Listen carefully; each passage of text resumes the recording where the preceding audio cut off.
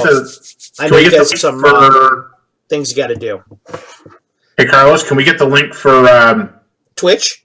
Twitch? Yeah, sure. I'll give it to you right now.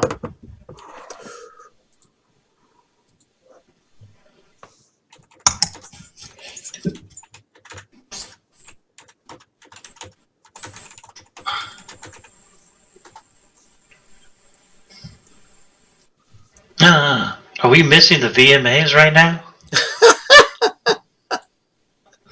I'm not missing them.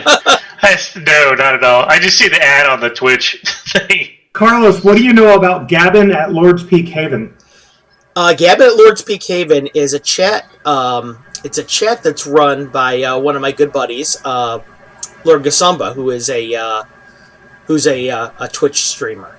Okay, because it was just saying, while you're waiting for casl to go online, you might want to check this out. And I saw that he was unpacking the witch class from Dragon 106 with a screenshot, and he had a Greyhawk background. Oh, yeah. He's a big Greyhawk guy. That's Jay Scott, one of our dear friends over there. Hey, everybody out there in Twitch, I'm Carlos Lysing. I'm the DM for I'm the owner and the lead game designer for Casl Entertainment. This is a playtest for To the City of the Elder Gods, our newest module that's going to be coming out in publication. This is the second part of it. I'd like to introduce all of my outstanding players here that are playing in the game, the playtest for it. Over there on your left, that's Jason, who's playing Kavra, the half-orc fighter. Over next to him is Keith, who's playing Vesper, who is a wild elf ranger. Underneath there is, and I have their names transposed, so I will flip them around here in a moment. For some reason, I have Rain and Minya transposed. It would not be Carlos Knight if I didn't transpose at least a couple people, at least once. So just give me a moment here.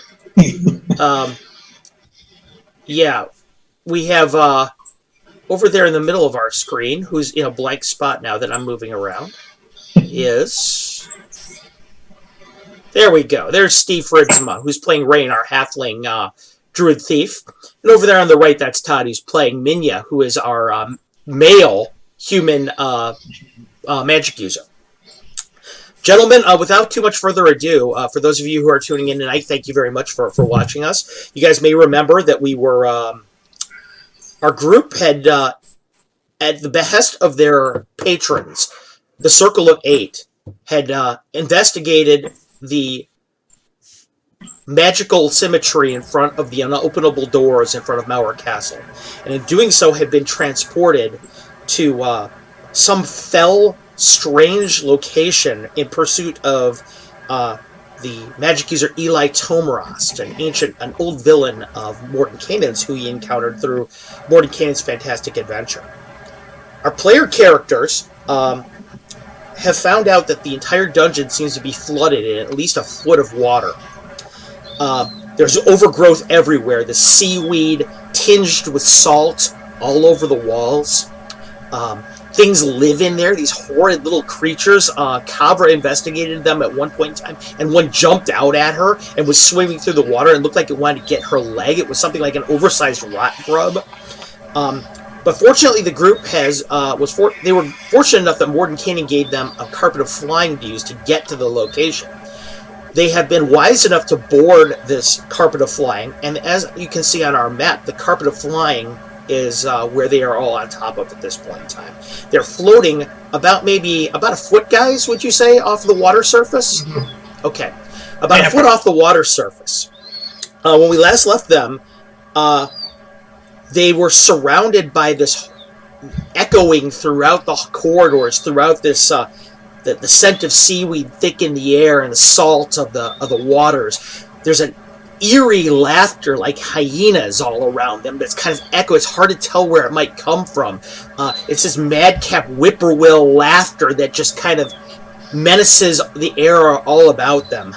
And a bunch of you were sitting there just kind of listening to it, and slowly starts to recede and die off again, and back into kind of quiet and silence. Rain, you were our party caller last time. Could you tell me what the party wants to do at this point? Well, I just wanted to check with Minya and make sure that he's recovered from that when he tried to cast out for other thoughts in the area using ESP, it seemed like he was almost overwhelmed by some kind of psychic force, and just wanted to confirm that he was recovered from that experience. For the benefit of everyone watching, two things have happened from the party's attempts to investigate the area. Number one, a detect magic was cast by Vesper. The whole of the entire area that they're in is so overwhelmingly magical, it was very difficult to distinguish one area that was stronger than another. It was very overwhelming. And Minya cast ESP. They thought that there was something behind them, behind a door. And when they investigated it with ESP, there was whatever is behind the door is so insane that it almost destroyed his mind. So, but he was managed to pull out in time, his sanity intact. And Minya, to answer the question for you, you feel like you're shaken up a little bit, but you're all right, you think. Great. But Rain, I feel that this is going to be the worst, or the least of my worries today. Okay. Rain, what will the party do? As I recall, who was driving? I believe that it was Kavra that was driving. No, it was Vesper that was driving. Vesper, yeah. Mm-hmm. I'll ask Vesper to proceed south and ask Minya and Vesper to look east, and Kavra and Rain will look west at the T. Okay. Will you do that, Vesper? Yeah. Okay. Vesper goes ahead and he conducts the carpet of flying forward. And I don't think that anybody, when they began this adventure, expected the carpet to be quite so handy. But yet, here you are. You find yourself using it to a degree that perhaps you didn't anticipate. So the carpet of flying is going to go ahead and it's going to move to the south at the T intersection. All right? And with that, I will move the fog of war. And like to remind viewers that Rain High Tide has a Jaguar, yes, Cassiodora. And is Cassiodora getting used to riding on the carpet, or is Cassiodora only likes the carpet because she can't stand the smell of the water. Yeah. She's looking out at the water, and she kind of reached her foot towards the water and kind of splashed at it once or twice, and decided that she didn't like it at all because it was cold. She did lick her paw, by the way, Rain, at one point in time, at which point it was too fast for you really to do anything about it. But the fact that she doesn't keel over dead right away is an indicator that at least the water isn't poisonous. Or it doesn't seem to be anyway. Okay, so you're at the T intersection. As I mentioned before, the light from that is being shed right now is being from Kavra's. Kavra has her halberd in her hands. Everyone who's watching out there, Kavra's halberd is a flame tongue, and the tip of it is exploded in this huge brand of crackling fire that radiates forward. Unfortunately, the light in this place, there's some kind of magical effect here, and it seems to strangle the very light out of the air. And it really only reveals as much as you can see that's on the map right now, clearly. Everything else is this gloomy weirdness. Anything different on the ceiling in this intersection? The ceiling is a little bit higher here. You can see it's about maybe 20 feet up. And you just see the bare vagaries of the ceiling at this point. You can see every once in a while where bits of seaweed kind of hang from the ceiling down, dripping every once in a while with condensation. The humidity is oppressive in here. And I remembered the word this time. The ivy on the wall, the seaweed just kind of hanging with this sweat of water. And inside of the ivy, again, you can hear that the little creatures kind of worming their way through there. Every once in a while, maybe they encounter each other. You can hear a little bit of a struggle for a moment. Almost like a little scream between the bunch of them. Thinking back to the room that we appeared in this dungeon, where the detect magic revealed that these ivies, this seaweed ivy alien plant material emerged from that door. Did it appear that the plant life was any thicker, or were there any like trunks or? No, it seems to you that they're all like they're very thin, almost like maybe the thickest they are is like a Cat 5 cable thickness. Okay, so like strawberries grow along the ground. Yeah, that's like, a good example. Like not like a vine that grows up a tree. Correct. Okay. I suggest we head east because that's the direction Vesper is pointing. Okay.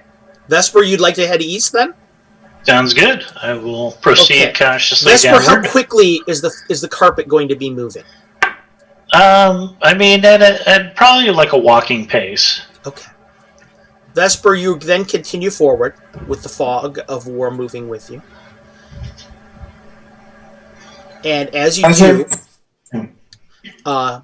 you hear it sounds like the sound of the cackling weirdness is starting to recede perhaps a bit, even further into the distance. Ahead of you, as the fog of war continues to move along with your carpet, creeping forward, that sense of wrongness in the air just persists. It's just this whole... Everything here seems like you're on another world, another existence. Ahead of you, as you continue forward, you can see a larger area starting to open up ahead of you in the gloom. I'm going to stop right there for the time being to allow you an opportunity if you guys want to do anything different or if you want to perhaps have a dedicated approach to this. Am I able to see anything in more detail beyond the fire with my... I believe I have dark vision as a... Yeah, the infravision isn't really being helpful here much at all. Whatever is in here, it seems to be homogeneous. It seems to be cold. If ever anyone created an environment to kind of kill them, to kill a sense of infravision, this was it. Got it. All right. I recommend one of us scout, even if it means getting off the carpet. Yeah, I was going to suggest, do you want me to look ahead? Okay, Vesper, are you going to do that then? I will. I will have my bow in hand. Okay. Vesper, if you would like to, I believe that you're a bow specialist, and if you want to knock an arrow, that would give you the opportunity to fire a shot before even initiative is resolved. Would you like to do that? I would. Okay. And before I proceed, I would like to have my cloak up and ready to go. Okay. Minya, Rain, Kavra, you're looking ahead and you're watching Vesper as Vesper begins to trudge his way through the water. And what you discover is, unfortunately, well, at least unfortunately for Vesper, there is the water is such that it's slowing his movement down a little bit. Even though he's an elf, it's up to about maybe knee high on him. So it slows him down a little bit, but more importantly, invisibility and things like that are going to be useless because you can see the ripples in the water as he moves, as he slogs through it. You can see these holes appearing in the water where his feet are displacing it, going ahead. Vesper, as you go forward into the water, what you see is ahead of you, and I'm going to move everything ahead just a little bit. You guys on the carpet are still back there. Vesper, you find yourself in a 30-foot by 30-foot chamber. All right? There are exits leading away from the chamber to the north, to the east, and from the direction that you came from the west, all right? All around you, well, first of all, the ceiling here is very high. It's probably about maybe 30 foot above you, okay? Everything is jacketed in this gently wavering vegetation that I mentioned. Wavering, of course, because of whatever is living inside of it. The condensation is raining down into the chamber above you. And that's how you can realize how high the ceiling is up above you. It's about 30 feet above, and it's raining down into these little droplets every once in a while. you're able to notice that everything on the wall, much like the other room that you were in, where you could tell that there was something underneath that overgrowth, once again you can tell that there is something underneath the overgrowth here, that the seaweed has managed to grow over something. It almost looks like faces in the wall, maybe sculpture, bas-relief kind of things, or who even knows, in a fell place like this what it might be. The air is cold, it's silent, or excuse me, I should say it's very humid and warm, but it's dead silent and still in here. What would you like to do, Vesper? Okay. So I'm kind of looking at the room, and kind of based on what we've been through so far, I'm kind of assuming the passage to the north probably kind of lines up with the initial room we came in. Probably. Based on your sense of direction, and Vesper, you being a experienced scout, even though this isn't quite your environment, right. you kind of always have a mental map in your mind, and it would seem like it would, unless there's something very strange going on, like a sliding, shifting room or something like that, which you know exists, or an elevated room perhaps. This would line directly up with the room that you came into the dungeon in. Right. Okay. And again, like, the water really isn't churning or anything in here. No, it's not. It's dead still. Every once in a while, the only thing that you can tell is that's movement in here is the condensation from the ceiling just dripping down. It makes this weird rainfall kind of experience in there. We'll move. If we don't see him engage with an enemy, we'll move on up. Okay. on the carpet. Vesper, soon enough, the rest of the party on the magic carpet comes forward, and they join you in the room. Are you going to get on top of the carpet, or are you going to just remain where you are? I'll return to the carpet simply for ease of movement, but I'll kind of say, point out, look, there's some various bas reliefs or some kind of carvings different from what we've seen under the seaweed again. Okay. Are those on a particular wall? No, they're all over, everywhere. Okay. Is anyone going to investigate them, or are you going to leave them be?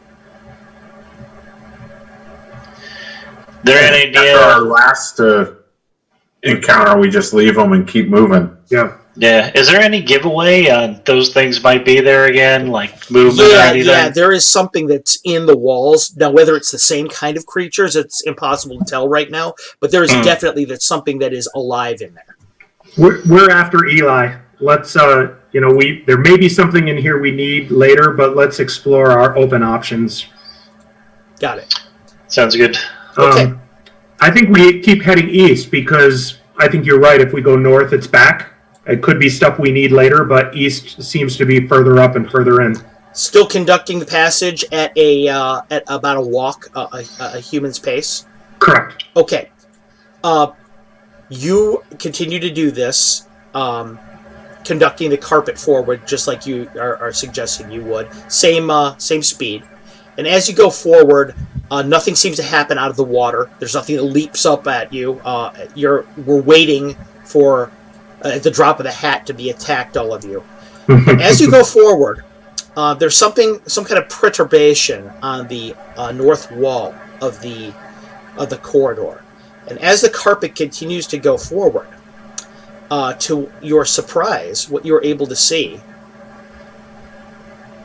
is the exact kind of door that led into Mauer Castle, with the that was the unopenable doors, the kind that you found as soon as you went into the when you led immediately into the into this dungeon area that was to the north of you.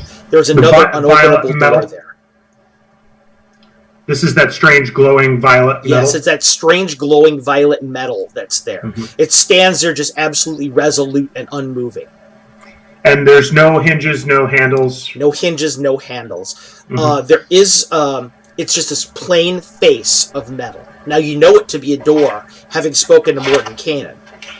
Minya, thanks to your intellect is such that no one makes doors in a dungeon without ways to get in. It just jumps out at you. These are supposedly unopenable doors, but someone had to have a key at some point. Mm-hmm. Is there any difference in the as far as the water goes in front of this door? No, it just kind of sits there up against the door. Looking at where it reaches the door, there's scum that's grown all around it on the jambs, all around the door. However, where it contacts the door is always clean. There's no residue, there's no marking, there's no salt even that grows on the door. If you didn't know better, you would say it was open not long ago. Interesting. Party, want to continue forward then, or you want to do something with the door? I think we continue east and eliminate some of these open possibilities before going through closed. Okay. Before we move on, I just want to take the piece of coal I have and kind of like it maybe up in the corner. I will mark it, basically number 2. Okay. You mark put a marking on it. Vesper, something of interest to you. As you mark on the door, you realize that it doesn't seem to want to take at first. It's almost like there's an enchantment on the door that it has to remain clean. But eventually you do manage to mark it. Eventually you end up having to go to the jam and mark on the jam. Okay. So you go ahead and you do that. The party continues forward on the carpet. About every 20 feet, Rain checks out the ceiling. Okay. Rain, as you're checking out the ceiling, you don't really see anything of note. There's just the dripping from the condensation. Mm-hmm. However, as you continue forward, the party is on the magic carpet still. Give me a moment here to get you a little further forward to where you need to be. As the party continues forward, the area opens up yet again. And from where you are standing on the carpet, there is something floating in the water. It looks like a log, maybe a body. Mm-hmm. Will you go any further, or will you? Are you going to send Vesper? What do you want to do? How do you want to address this? I think we should stay on the carpet and go to the opening to that room. Okay. And let's go to the opening in the room. Kavra, could you raise your halberd so we can see this thing in the water? Kavra, will you do that? Yep. Kavra, as you raise your halberd into the air and look into the area, you're sitting there looking down at this floating thing in the middle of the area. And what you're able to see there is it certainly is a body. It is some kind of hairy humanoid. It's floating face down in the water. It looks like it might be dead, or at least you hope it's dead. It doesn't seem to bear any weapons. It looks like it was wearing a leather armor at some point in time. Everybody here, please make me a 20-sider, if you would. 14. Okay. 6. 11. What'd you get, Minya? 2. Minya and the 6. I think that was Kavra who rolled that? Yes, it was. Okay, Minya and Kavra. Looking down at this, whatever it is, first of all, it's clear to you that it's a knoll. Okay? That's in this water. It's dead knoll. And as you guys go forward a little bit deeper into the area to go investigate this knoll, what you're able to see is that there's an alcove at the back of the hallway, or at the back of the room. It's about maybe 10 feet deep. I'm going to zoom out so you can see that it's an alcove. And there is above you a corridor that goes northward and concludes in an unopenable door. This, Kavra and Minya are able to notice that whatever killed this knoll drilled a hole directly through its back. The whole thing is holed, and it looks like something ate the flesh of the body around the hole and maybe even dug its way inside of it. It's floating there. It looks rancid, like it's been dead for a little while. The smell is overwhelmingly putrid. The putrescence of it is hanging in the air, thick. The alcove looks like it's empty. Again, in the area here, the ceiling rises about 30 feet up, so the ceiling ends up being in shadow pretty much. All you can feel is the dripping from there all around. I think one of those white suckers might have gotten this guy. It could have laid eggs in him, or it could still be inside the corpse. Rain, what will you do? What will the party do? Anything under the vegetation in this space. Okay. Looking around at you in the vegetation, Vesper and Kavra, please roll me D6s. 6. 6 for Vesper. What do you give Kavra? 3. As you guys are looking around, you see Rain looking around the room, trying to inspect what's beneath this vegetation. It doesn't seem like there's a whole lot underneath this vegetation. However, Vesper, what you're able to see in the gloom, just the barest edge of vision, there was something at the top of the room in the alcove. It looks sort of like a bee's nest or something. There's something that was flitting around up there, and then it's gone, just for a moment.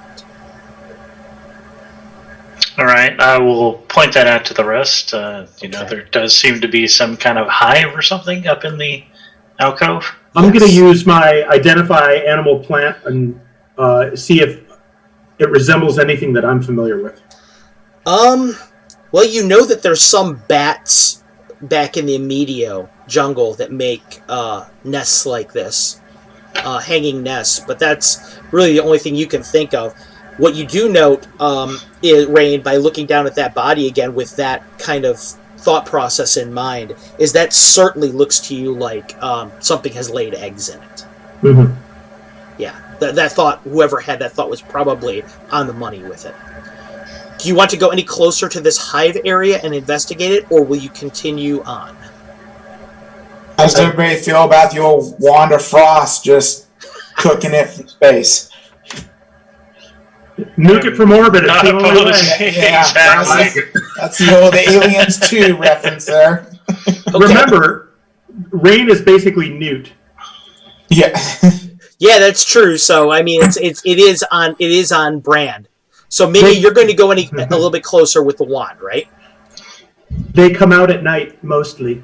Put her in charge, man. Minya, what function of the wand I'm are you going to use, and how are you going to project it towards what are you going to do exactly? So I'm just gonna kind of just peek around and go, what do you guys think about a nice frosty cone of cold just frying that area? I don't think anything good is going to come from that. I don't think a nice bunch of flying thing of butterflies is about to come out. It's beautiful. I prefer to just clean some cobwebs and be on the safe side. You know, it's not a bad idea to do the same with the corpse here too. Okay. Well, Minya, you're going to fire up with your cone of cold at the whatever is in this nest. Yes. If we push using the halberd, if we push the body because it's floating, right? Mm-hmm. We Gently. Good point. Push it over into the alcove. Would he be able to catch both it and the No. the However, if you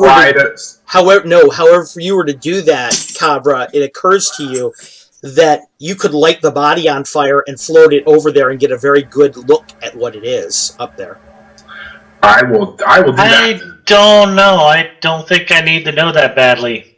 I think just frost the crap out of that corner and, sift through the corpses. That's always a better strategy. Let's move the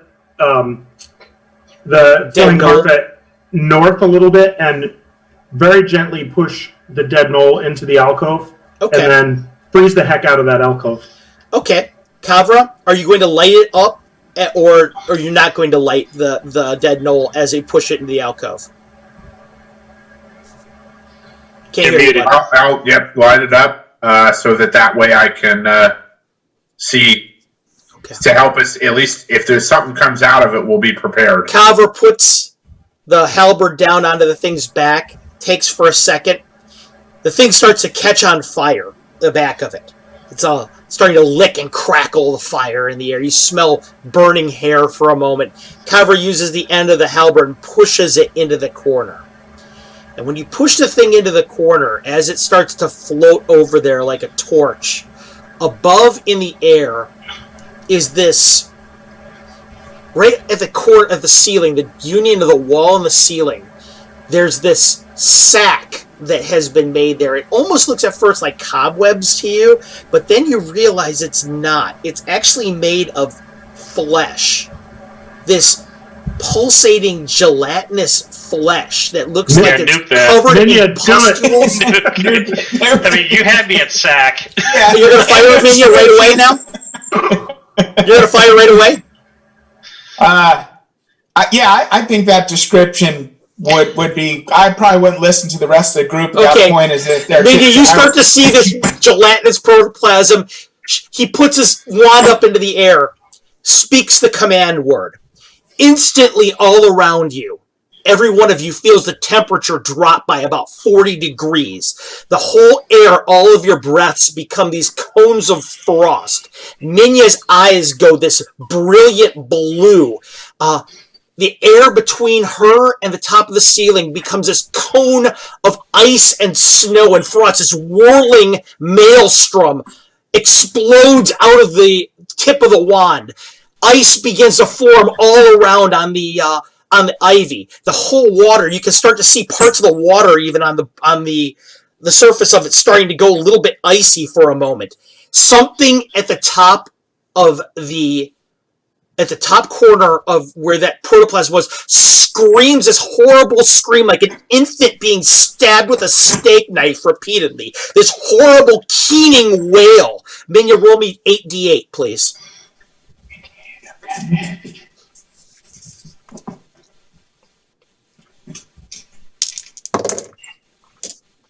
I like it. Okay, including the black foxes. Which of them more special ability? Mm-hmm. I'm coming in at 27 points. Ooh, nice. So the ones that made a save will take 13, and the ones that did not will make 27. Okay. Minya, you fire it up there, you feel the air starting to chill, the experience, your teeth kind of rattle with the word of power as it comes out of your whole arm seems to become. You can see the veins becoming ice all the way down the length of your arm as you fire the blast of cone of cold up there. From the ceiling, that shrieking noise is cut short for a moment on a couple of it. Sounds like things fall from this protoplasmic slab. These bricks of ice splashing into the water, almost like an ice storm as it hits the water. But from above, 3 other things come screaming down out of the darkness towards you. As they get into the envelope of the light, you can see there are these horrific bat-winged creatures. Their face look like that of humans. Their eyes are full of madness, hair wild and tangled. These weird little tubers grow out of their faces like tentacles, and they're screaming. But you realize they're not screaming from pain. It's almost like they're screaming for the knowledge of what they've become as they come out of the night towards you. Vesper, you have your arrow still knocked. Would you like to fire? Yes, very much so. Okay, please roll me a 20. All right. I'm assuming I'm within point-blank range. You are within point-blank range. All right, so that's going to be like a -6. Okay. Please roll me a 6-sider. 1. Okay. Vesper fires one of his arrows right away. He hits the thing through the side of the head and explodes out through the back of the head in this putrescence and gore just explodes back onto the ivy. It still is coming. The next 3. I need all 4 of you to roll me a 6-sider for initiative, please.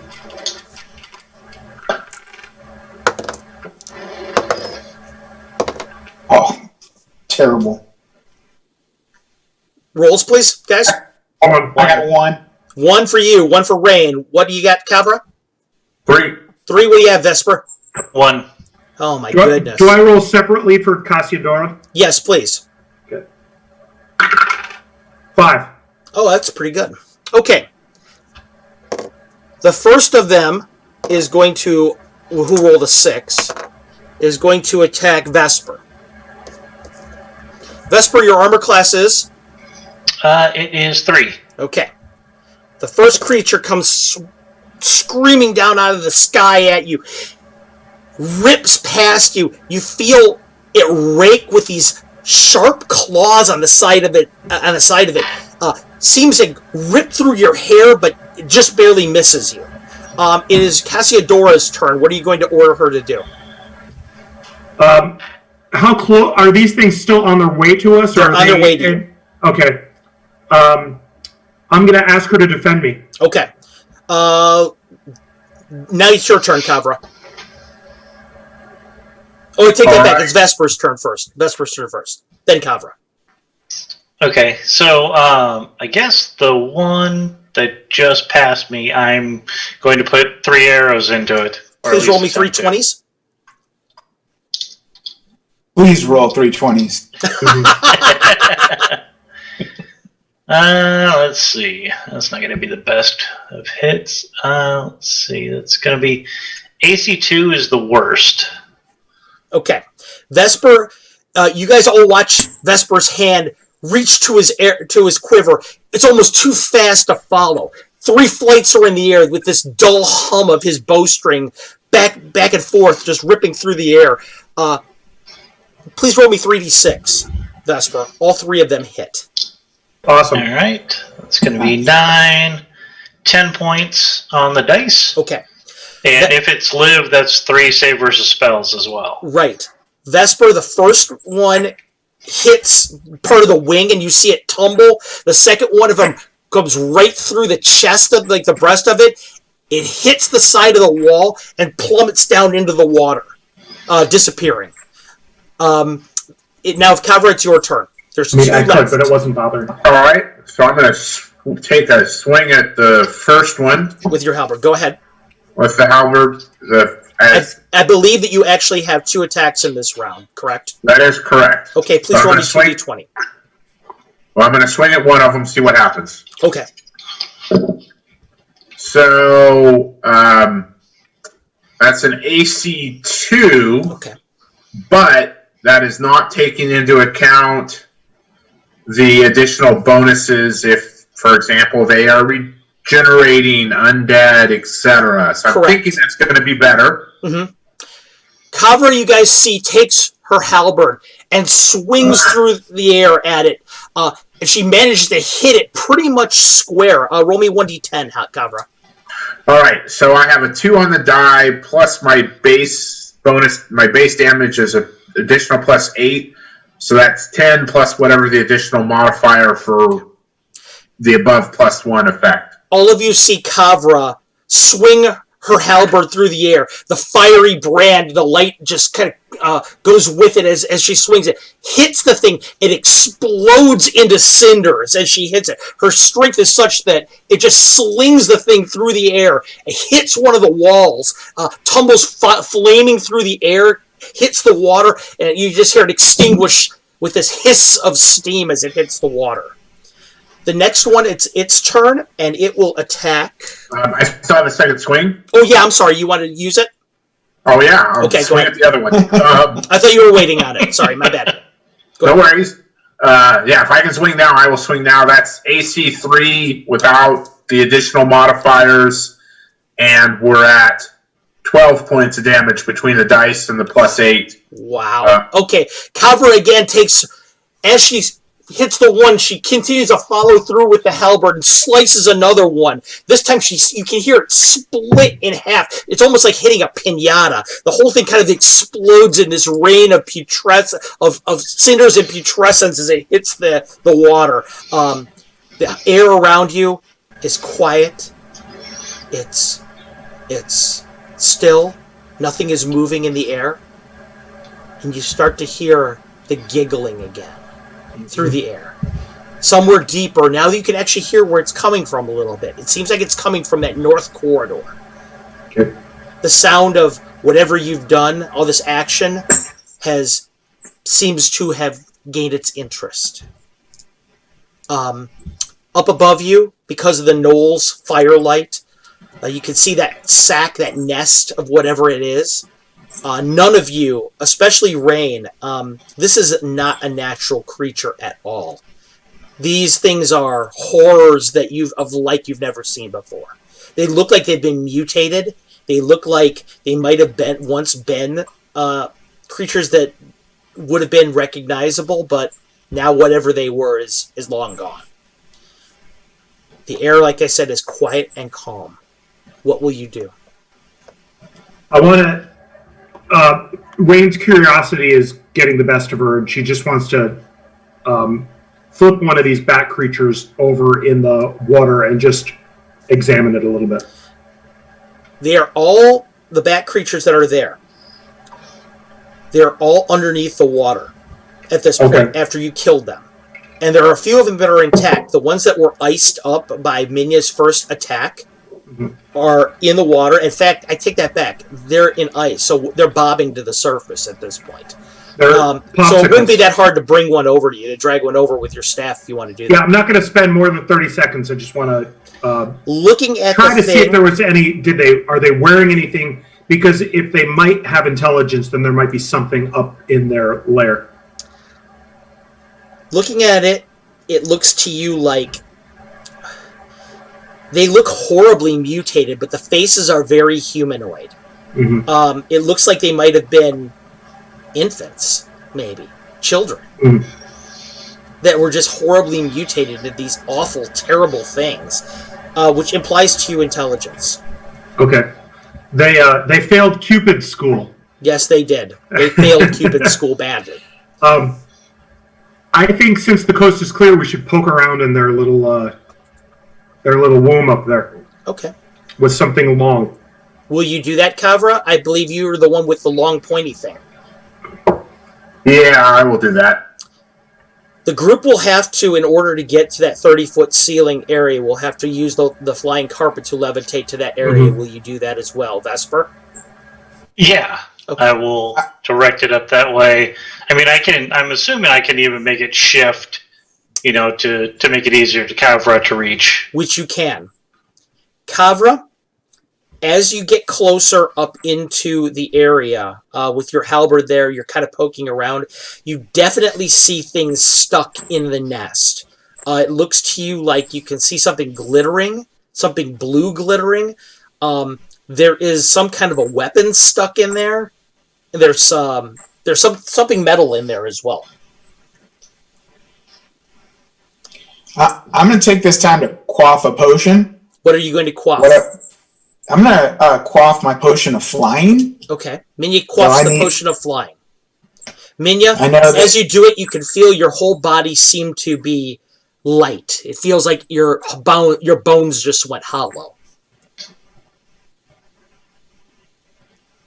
I will, since the knoll is still burning down below. Yes, the knoll is still burning down below you.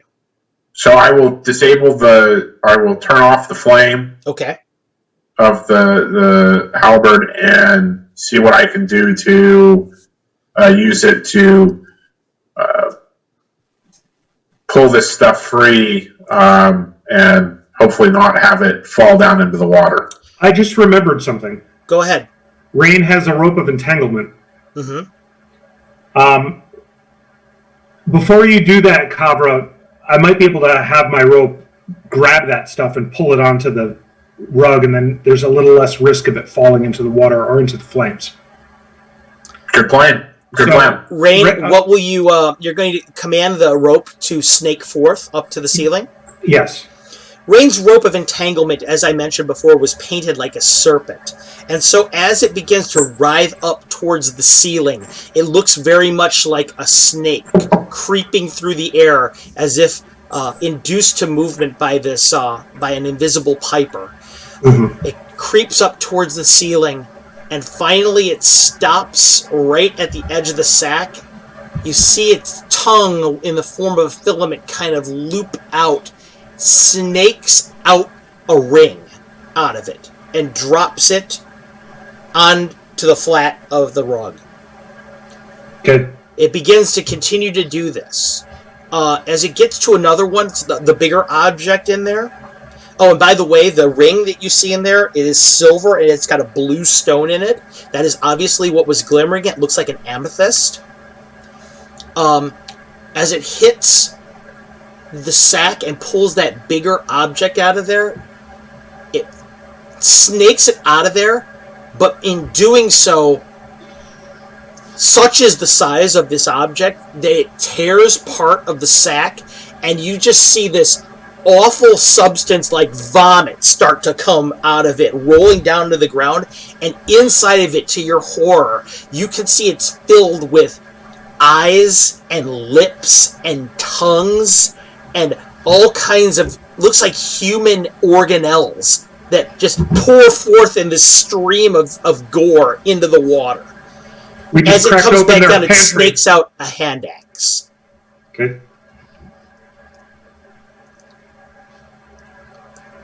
That right now is all that you can see that was in there. Cool. All right, we back out and lower back down to our normal height on the. Okay. The knoll is starting to sink into the water. Its body is starting to be consumed by the flames. What will you do?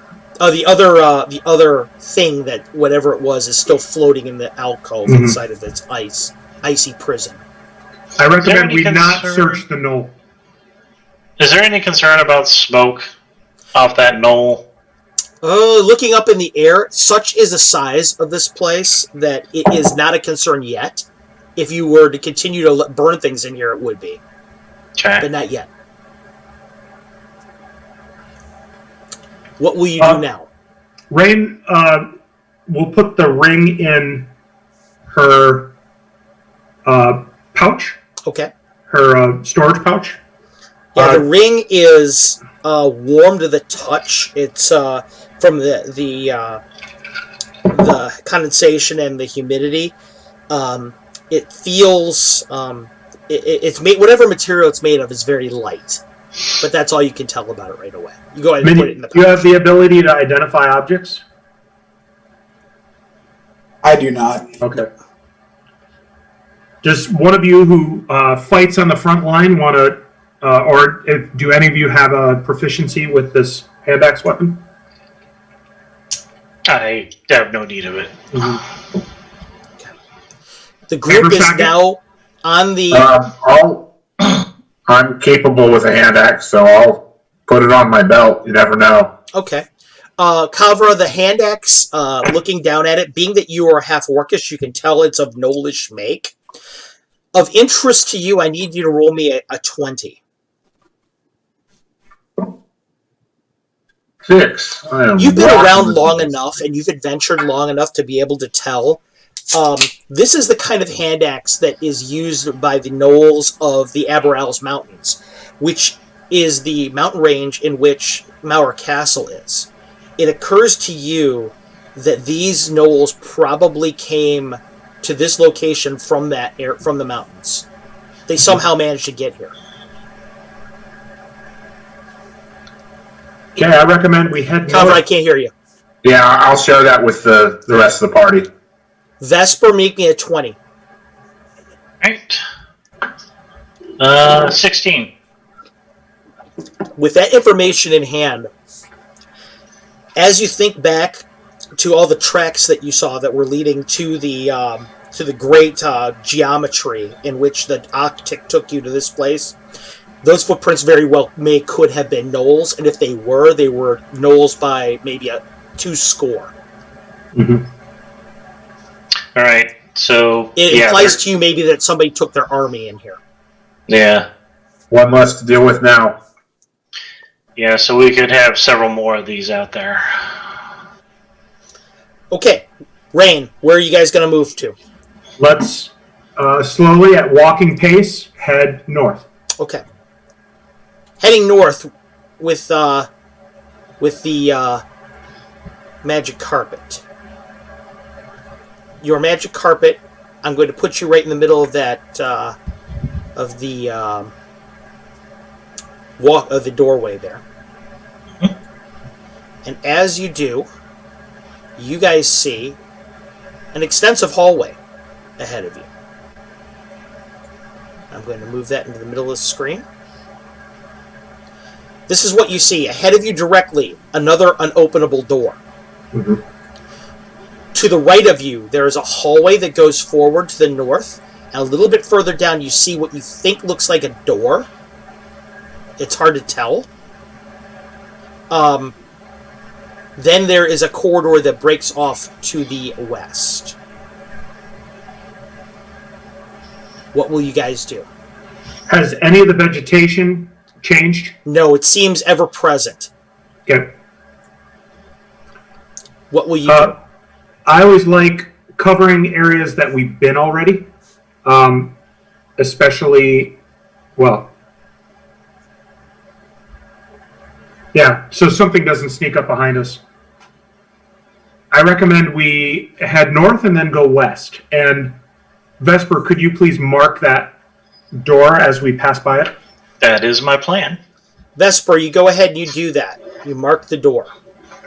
And as you do it, I need you to roll me a 6-sider, please. As well as Kavra. Actually, and as well as Rain. I take that back. All 3 of you. You don't have to roll 1, though, Minya. I got a 1. Okay. 2. Okay. The group begins to go down to the west. The light... you go ahead and you mark the door. I assume that you're marking it with a 3. Yep. Okay. The entire group continues on the magic carpet. And as they hit this union... Vesper, you said you rolled a 1? Correct. Vesper, you kind of have a pause for a moment. The wall to your north seems to have a seam in it. All right. I will say, yeah, I'm detecting something here on this north wall. It might be a passageway or a door. Okay. Interesting. Could someone please cut away some of the plant life on this wall, and then Rain can check it for traps? Okay. Kavra, you got a brand new hand axe. Okay, Kavra, you begin to... Are you going to cut it, I assume? Yeah, I will cut it out. Okay.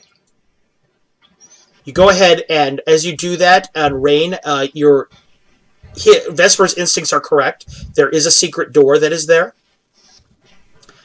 Beneath all this vegetation. It's a miracle that he managed to find it. His eyes are incredibly, incredibly sharp. You're going ahead and you're detecting traps, you said? Yes, please. You see no kind of sign of traps on the door. Okay. Hey, Vesper, could you knock an arrow? I'm going to try the door. Okay. You mean this arrow that's already knocked? Oh, good. Okay. Since I'm flying, I'm going to change my tactics and just fly in the square next to the carpet. Okay. So I want to stay always in the lighted area. I just feel that if for some reason everybody got hit on the carpet with something, if I could, help or at least be last man standing, there's no other way to say it. Just maybe not all tucked in there. So okay. Just going to, that's all. And I'll have relit the halberd.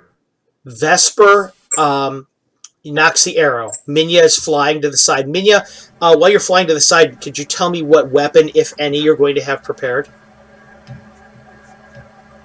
Weapon? My intelligence. Okay, excellent. Okay. Will you have spell components prepared to have a certain spell ready or something? I guess is what I'm wondering. Yeah, it's if I will prep for magic missile. Okay. Kavra, You light your halberd once more. And as you do, this is what you see. Going forward, give me just one moment.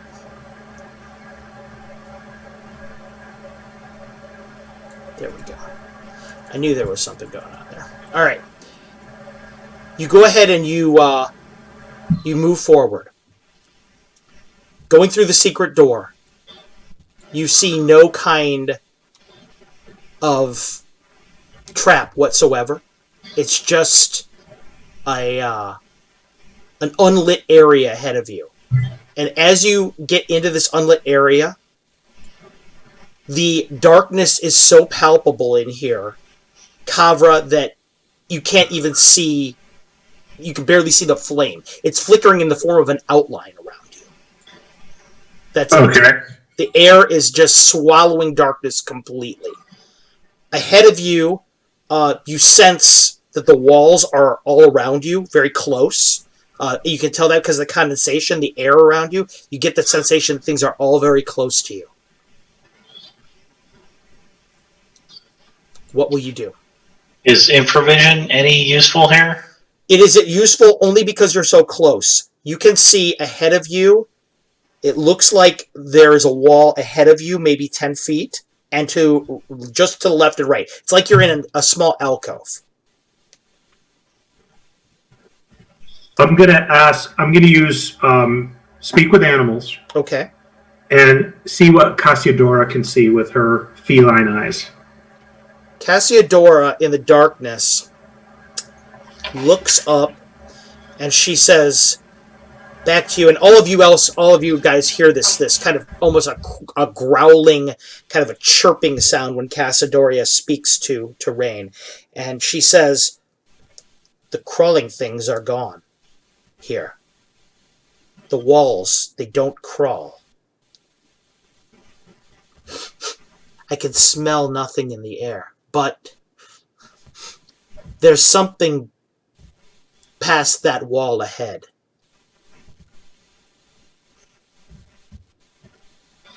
I'll feel around for a secret door or some other kind of opening. Your hand touches the seaweed of the wall. Ew. It is sickeningly wet and thick, heavy. Are you going to continue to push through it? I don't have a cutting weapon. I'm gonna ask whoever cleared the area for the last secret door to do the same. That would be you. Are you going to do that? I will. When you put your halberd to it, you're able to clear out the area enough. And Vesper, you are able to tell that there is certainly another secret door behind there, just like this one. Right. Same plan. That. We have another door. I need all four of you to make me a 6-sider at this point. 5. Another 1. 3. Vesper, because you're the one that's close to at the front of the carpet, looking forward. You're looking at this wall. The secret area. No one else has managed to see this yet, not even Cassiodora, but with your sharp elven vision, you can see at the tiniest point of gloom in the middle of the doorway, it's got to be a peephole. And it looks like it's built to look towards us or from here to the other side? Certainly looks like it's built to look towards you. Okay. All right, I'm going to relay that quietly to the rest of the group. Mm-hmm. That something could be on this other side. There appears to be a peephole directly in front of us. I don't know if we're walking straight into, a trap or what. Rain, what will the party do? Where there's a peephole, there's somebody guarding something or somebody important, and we've been set to kill an important person. So I'm prepared to lead the way into this room. Okay. Rain, you guys go ahead and you're going to push open the secret door then, I take it, yes? Mm-hmm. Yes. Okay. The group pushes open the secret door. And in doing so,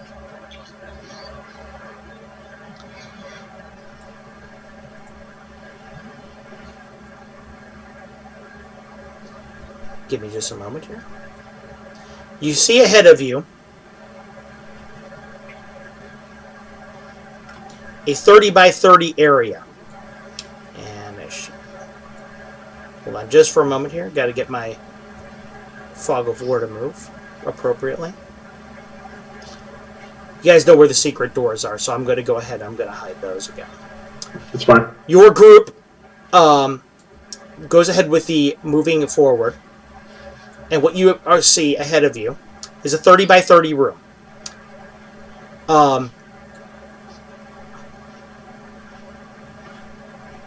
Give me just a second here. For some reason, we're slowing down. There we go. There we go. Okay, there's 30 by 30 room ahead of you.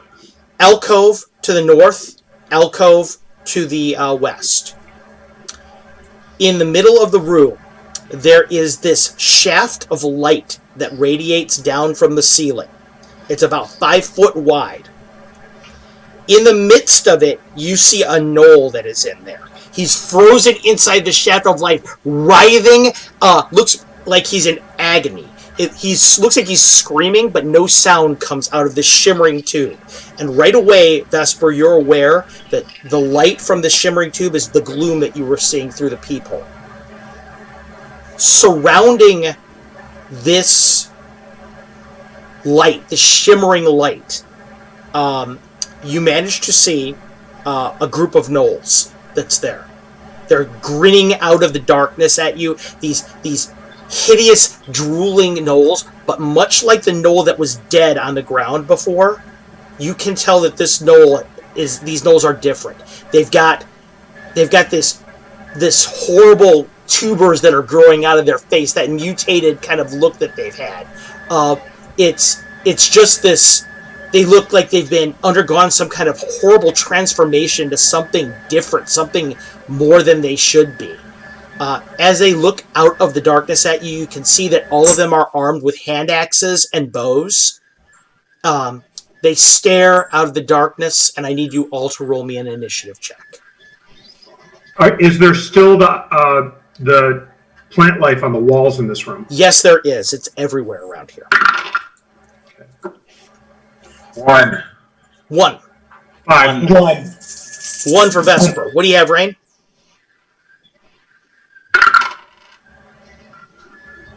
I have a 5. What do you have, Kavra? Cassiodor has a 3. Okay. Kavra on your 6-sider? I'm a 1.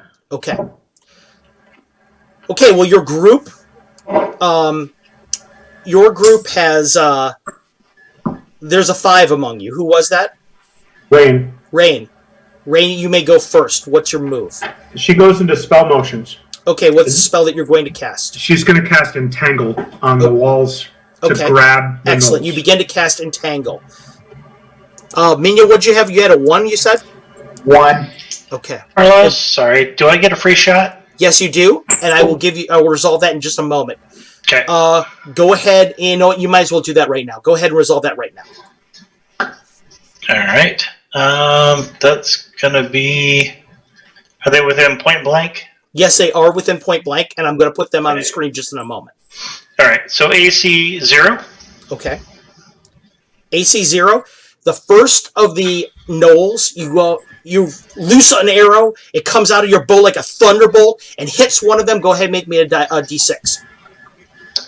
Okay. 6 points of damage. Ouch. Okay, Plus, you hit the gnoll right in the side of the face with it. It rips off putrescent skin that looks like it was dripping off the bone. You hear it crack skull. It spins him around with the force of the arrow. He drops down on his side into the water. He looks like he's trying to push himself back up. He's obviously stunned. He looks very much the worse for wear. I'm going to go ahead and put these gnolls on the board now. If you'll give me just a moment, so you guys can all see them. There we go. Okay. Putrescent Knolls. Putrescent Knolls, yes. The first Putrescent Knoll is... actually, I'm not going to put them on the board. I take that back. We're going to go Theater to the Mind for this one. I don't want to jeopardize the map too much at all. There's so much going on the map. Okay, you go ahead and you hit the first one, the side of the face. Spins it around, drops into the water. Calvert, it's your turn right now. What are you going to do? I will... Now, you're on the carpet still, so you're going to have to close to them. But because you have 2 attacks, you can use one of them this round if you want to jump off the carpet. I will. Okay. I'll jump off the carpet and I'll move over kind of toward whichever ones are over toward the left. Okay. Calvert jumps off of the carpet, her brand in the air, the halberd burning and smoking. Now, fortunately for you, the light that is coming from this shimmering tube is enough that you don't need Kavra's light to show you guys the way inside of here. So you run forth towards this knoll. Make me a 20-sider to hit. So that's AC -7. Okay. Roll me damage. 15 between the D10 and the +8. I don't know if these guys count as other stuff yet, but that's the minimum. Kavra, you go ahead, you pull, you get your halberd out, you see that you almost took the knoll by surprise by jumping and coming up at him. He drops his bow and looked like he was going for his hand axe at his side, but it's too late. You have the halberd out and come down straight over your head, hit him directly between the eyes with it in the face. You hear bone shatter. Fur just catch on fire. His whole face just catches on fire underneath the weight of the halberd. Just you hear behind the skull all kinds of just gore just splattering down his neck and into the water. You're wholly holding him up right now with the halberd. Otherwise, he'd go straight down into the water. Just a direct hit. Now it's their turn. They will attack 5 of you.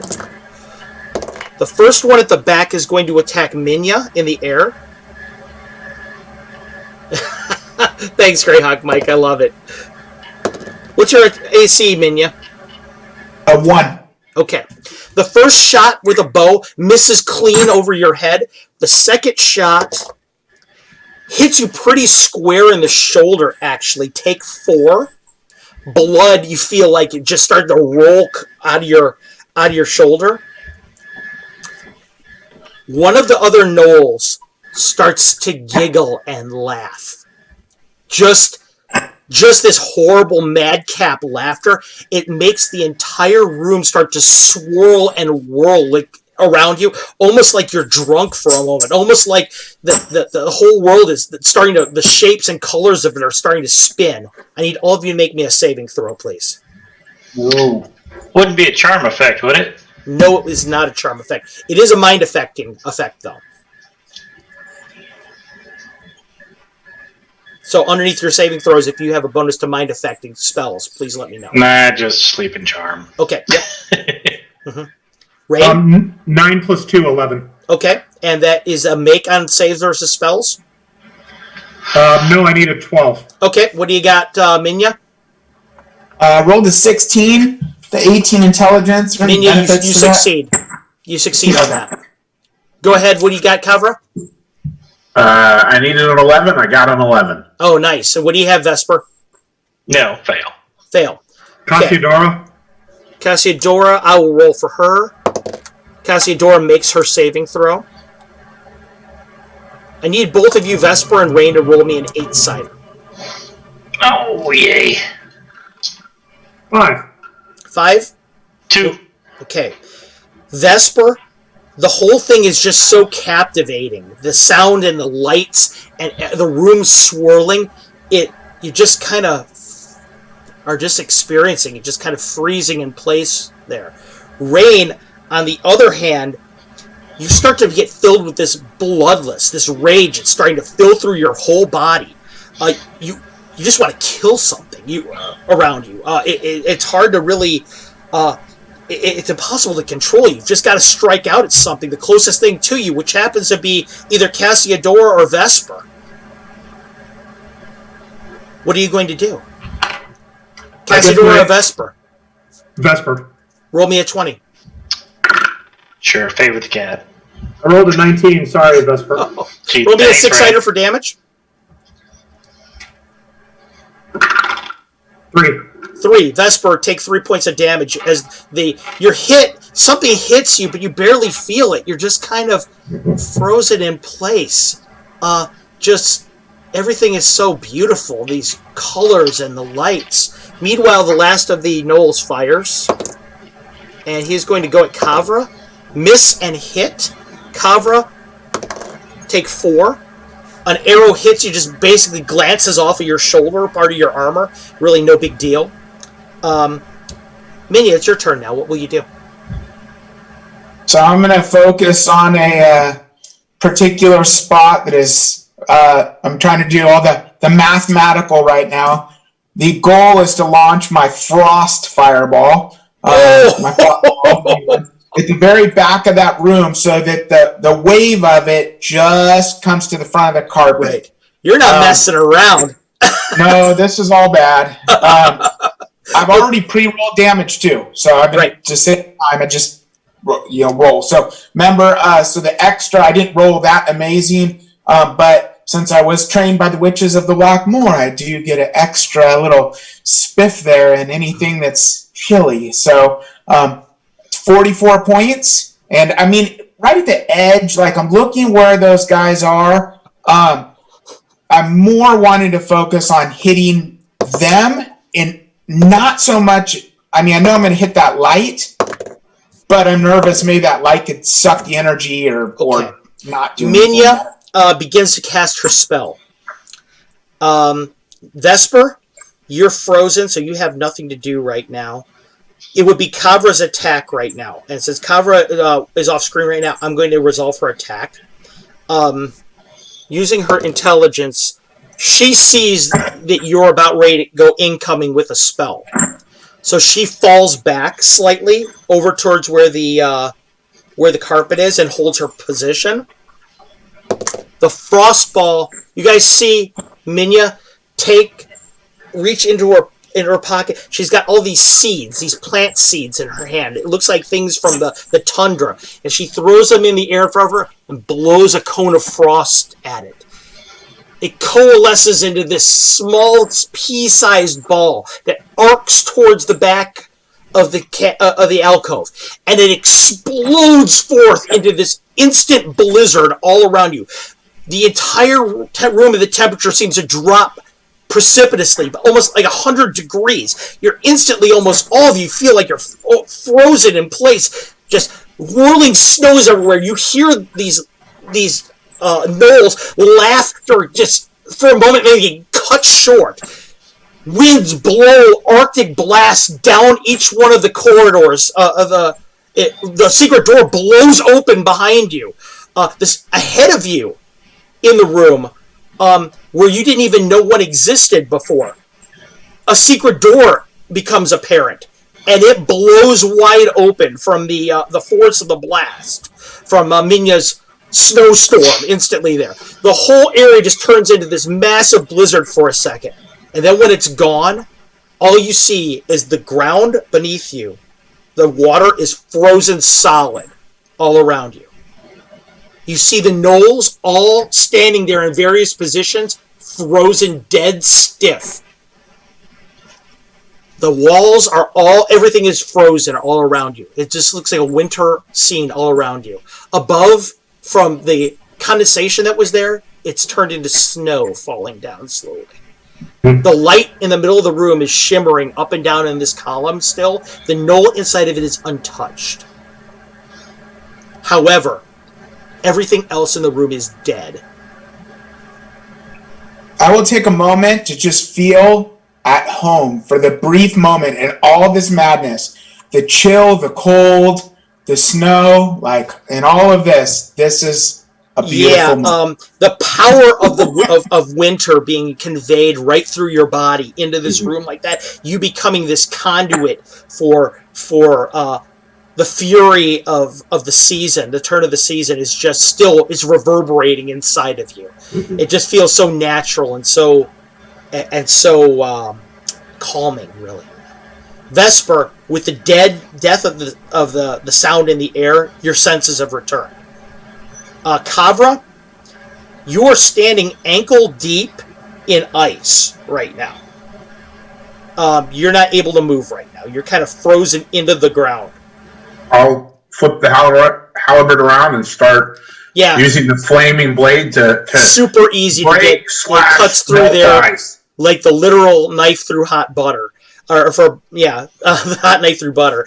It's easy for you to get yourself to chisel yourself out of there. But Minya, everything in the room is just twinkling and glittering underneath that light.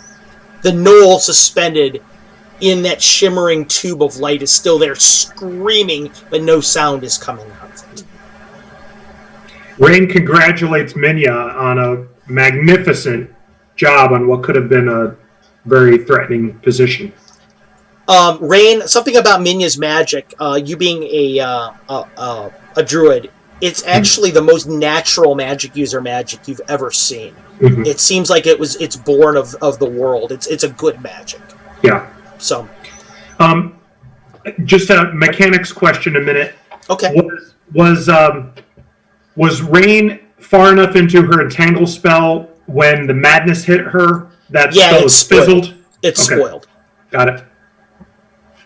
So I would like to just fly, just be off one notch. So I think of things like tactically what I would do. So I think, boy, I would hate for somebody to fire something straight down this pathway.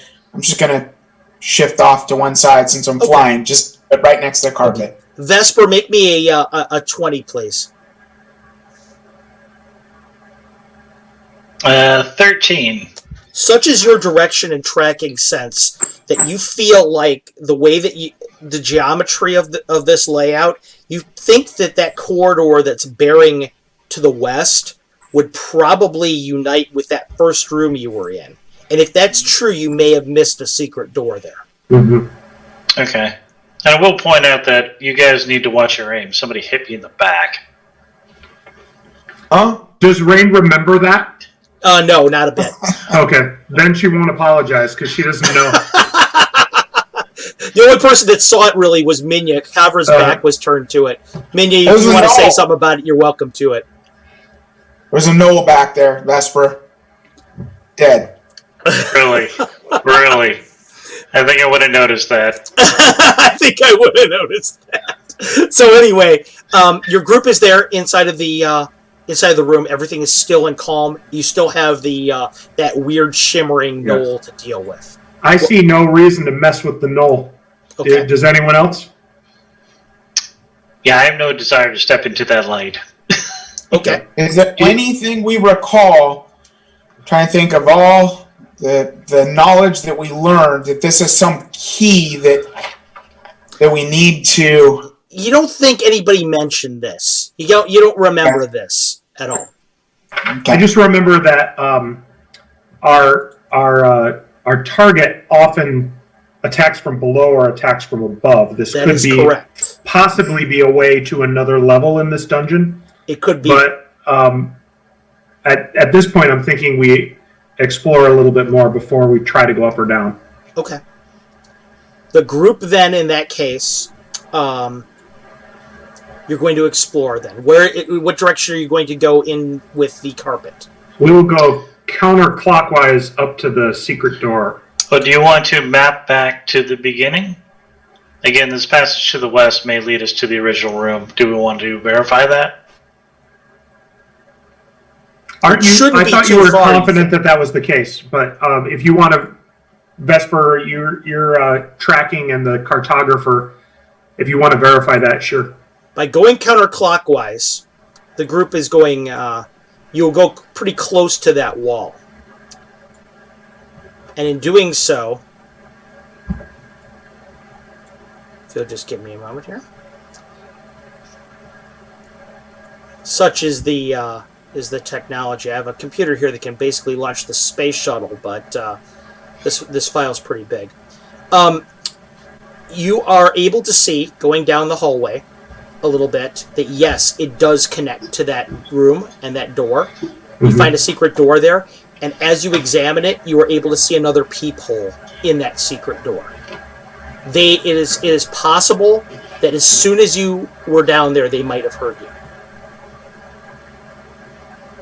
Okay. Yeah, I just wanted to verify that we're able to open this route and that we, for any reason, we're charging down here later and find ourselves in a place we can't open this door. So. Yep, that secret door will be known to you in the future. And yes, Vesper, I assume that you guys would check it for traps as well. Mm-hmm. Rain, it seems untrapped to you. Got it. Okay, so you know where the secret door is. You've seen it is untrapped to the best of your knowledge. I will move you back to the center of the map and continue on your way unless you have any objections. No, let's head north. Okay. Your crew begins to head north, up towards the secret door. Which of you will investigate the secret door? Rain will check it for traps. Although, didn't it blow? It blew open, didn't it? With the that's right. It did blow open. I take that back. You're right. It blows open, which reveals a little bit further down the hallway. As it does, you see, and I'm assuming that you're going to continue down the hallway a little bit further. Yes, sir. There is an area here that you find yourself in. It looks to you like a hallway of some kind. Wrong. It looks to you like a corridor of some kind, and it has all these alcoves in it. The corridor to the alcoves seem very, like there's this weird wind that's inside of this area. The wind, it's kind of it makes these kind of whispers all the way down the hallway, these kind of ghostly whispers. It seems like to you, Vesper and Rain, you both have a great knowledge of the natural world. So as you go down, as you get into this area, this alcove area, you can tell that the whispers that you're hearing are the wind collecting inside of these alcoves. It's not like a magical kind of a thing. Mm-hmm. But the wind's presence here is strange to you, the breeze. It seems to come from the alcoves themselves. Is it steady or breathing? It's steady. Very steady. Will you go deeper into the area? Yes, please. Okay. As you go deeper into the area, you see that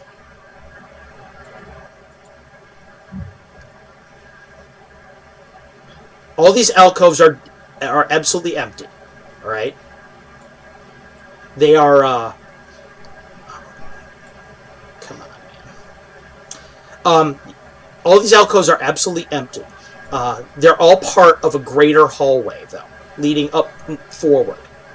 And as you're able to see that, you see a hallway that breaks off to the east among them. You see that the hallway continues out of sight ahead of you. These whispers of the wind, it makes these little eddies in the water on the ground. All the vegetation is kind of blowing gently in the breeze. It's kind of a refreshing feeling, the actually having some circulation in the air here, but at the same time it's this eerie whispering noise.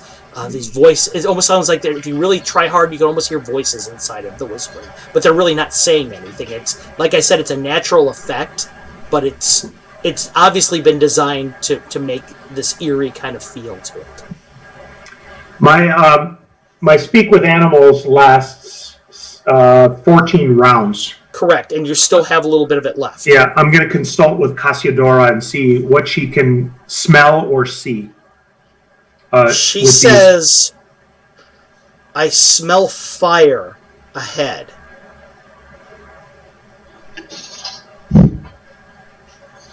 I smell fire ahead. Okay. It is something burning stone.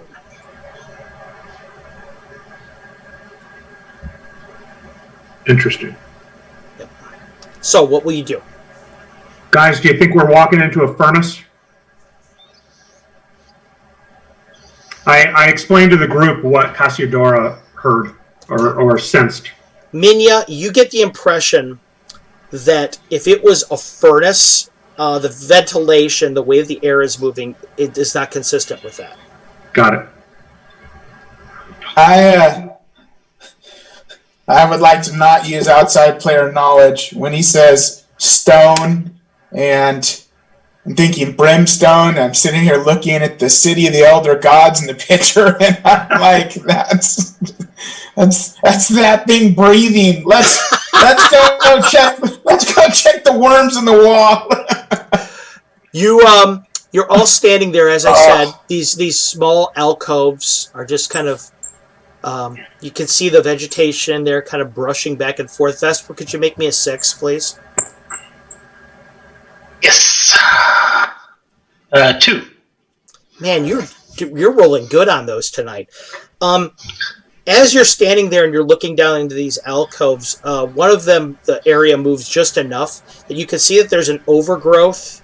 The overgrowth covers something at the back of each of the alcoves.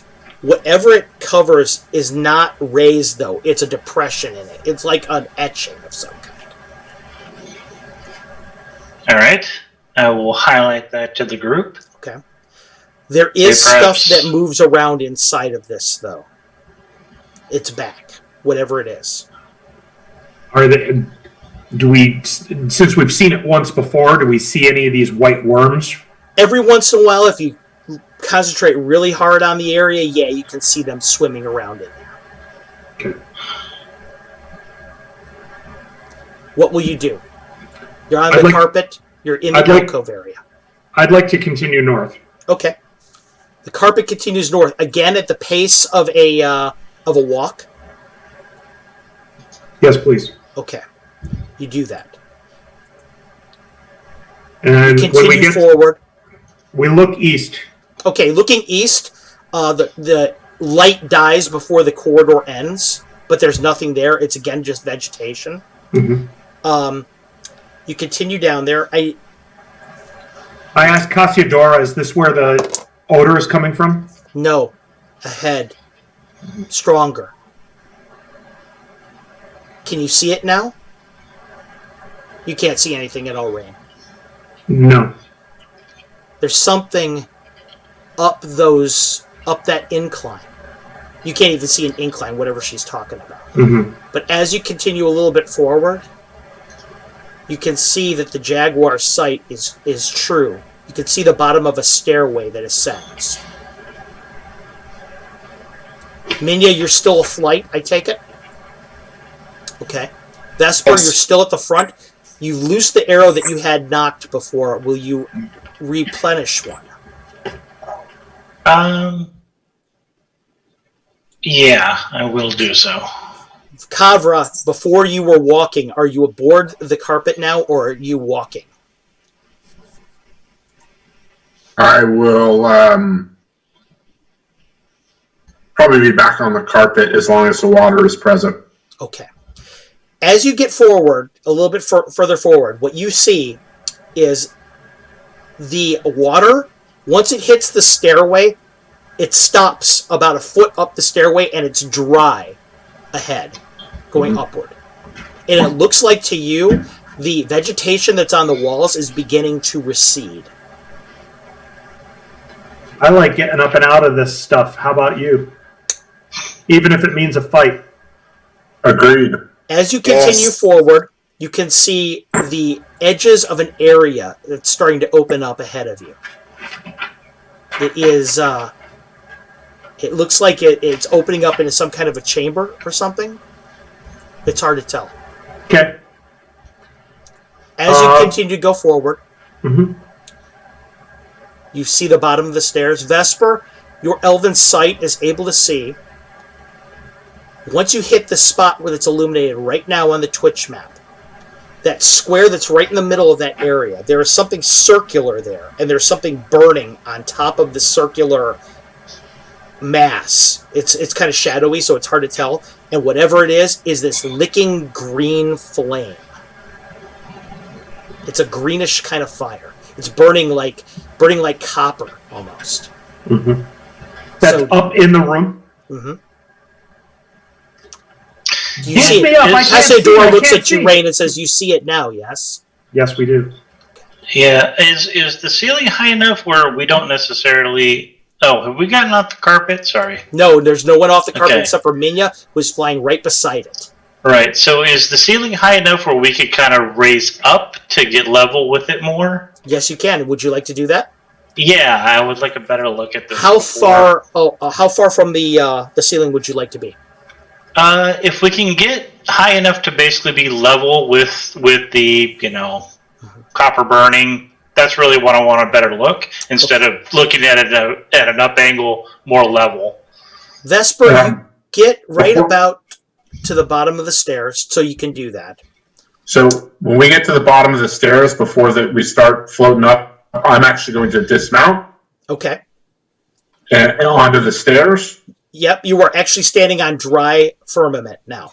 Woohoo! Perfect. And then I will slowly start making my way up the stairs.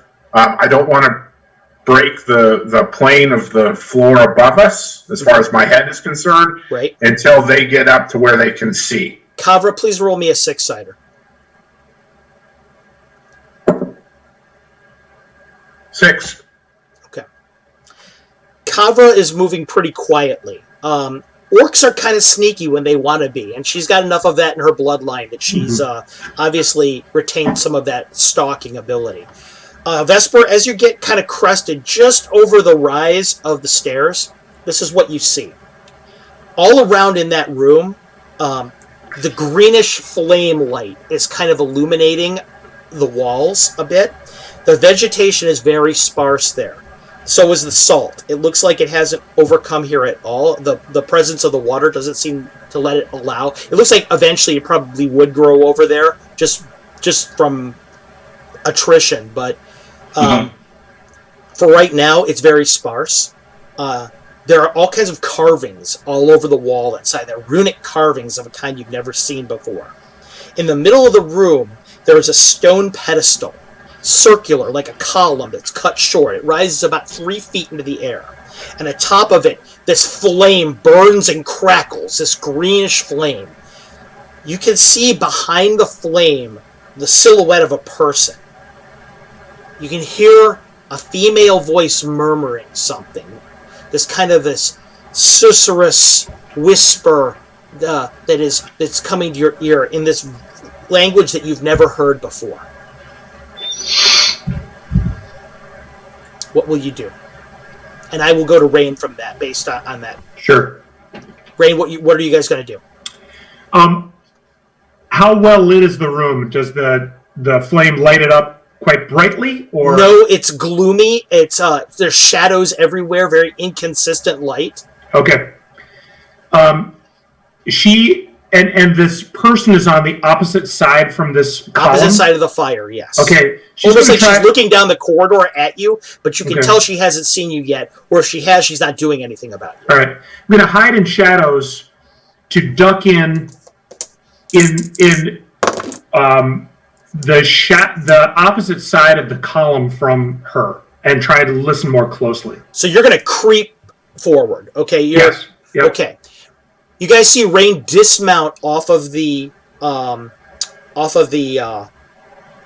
magic carpet and start to creep forward in the darkness. Vesper and Kavra, you guys have stalked enough prey yourselves to know she's using the shadows, using these angles of the flickering light to just creep forward through the darkness. It doesn't look like, if the figure has noticed her, it does nothing about it. Mm-hmm. Rain, you get right to the edge of this flame. And as it burns, you can feel it's almost burning cold. Like something, but it's not a temperature. It feels like something is chilling. Something is chilling something inside of you. Something like your spirit, your very spirit or something. Okay. As it's chanting and murmuring into the gloom, this creature, it just stops. It starts to kind of laugh to itself like it caught a joke for a moment. And then it starts to whisper, he'll be back in a moment, he'll be back in a moment. Just keep going, talk. They're here. They'll be here in a second. Yeah, they're coming for us. And then it starts to chant again in this voice, almost like it's been possessed by some kind of other thing. Its vocals are just chilling through the bones. Mm-hmm. Kavra, Vesper, Minya. You see Rain back there. What are you guys going to do at this point? Kavra, at this point, my understanding is that you wouldn't have your halberd lit, so that you're not causing any attention, yes? Correct. Okay. Are you going to do anything more, or are you going to just hold your position? I'm going to hold my position listening for the sound of rain having been discovered or something else happening. At that point, I would charge into the room. Vesper, your turn. What are you going to do? You're on the top of the... You're conducting the magic carpet. It's you and Cassiodora on it at this point. Right. So I have my arrow knocked. I'm just kind of... about what distances I am You figure you're about 30 feet from her. However, any shot that you would take would have to go through the green fire to get her, unless you pulled some kind of crazy trick shot where you're going off of a surface. Which is almost impossible. All right, I will hold here simply because I don't want to draw more attention in case Rain is going to go forward. Minya, you're flying there. You're hovering in midair. What are you going to do? So I'm going to crack off quietly invisibility, and I'm kind of doing Superman flying, so I'm just going to go low. So I'm just peeking right above the stairs into what's going on. Okay. All of you watch Minya. She takes a little bit of this. Somehow, when she reaches into her pocket, she pulls out a handful of snow. How it's not melted, it's hard to tell. You just see her kind of throw it over her body, and as it twinkles down, or his body, I should say, his whole body just disappears with the snow. Like it's just consumed by the wind. Minya, you're holding your position, though. You're not going actually in any further? Mm-mm. Okay, Rain, It's your turn. What are you going to do? I'm going to unloose my rope of entanglement. Okay. Lean around the column and basically try to snare the chanter's head. Okay. Ooh. You guys watch Rain kind of drop the serpent on the ground, kind of stroke the back of it a couple times around the coil of it.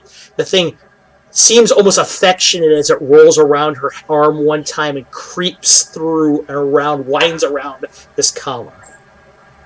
The chanter is looking down at the fire, and the thing strikes suddenly. It reaches up, it starts to coil around her body. You see it pin arms to the body. The chanter tries to shriek out, but the thing wraps around her face almost, and the end of it almost juts down her throat almost like it's trying to suffocate her. No sound whatsoever. Awesome. Just totally pinned her down. Eyes are wide, wild, looking around, trying to shake free. Come on in, everybody. You say that, and I do. Yeah, you hear something, Rain. Something drop out of her hand and hits the ground onto the floor. Okay. I'll look at that spot. What do I see? In the light of the fire, you see a small stone. It's about the size of halfling's palm, maybe. There is some kind of a rune etched on it in green. It looks like an oblong-colored star, maybe, with an eye in the middle of it. Does it look like one of these octets? No, it looks nothing like an octet. Okay. You are now in the middle of the room. And now being in the middle of the room, everybody else, the carpet, I assume you guys are going to bring the carpet in with you? Yep. Is the eye facing up as it lays on the floor? Yes, the eye is facing upward. Okay. I am going to, with my spear of wounding, flip the stone 180 degrees. Okay. You do that. And as you are all getting into the middle of the room, closer and closer, what you see ahead of you is another set of stairs that issue forth into the darkness. The person that's wrapped up into this in the entanglement is just looking at you all, eyes darting back and forth. Looks like there is a certain kind of madness filled with her eyes. Right away, I mean, it doesn't take much for any of you to tell that she is clearly mad as a hatter, paranoid, insane, just almost frothing now that she's caught. Okay. What will you do? She can't be up to any good, fellas. And ladies. But,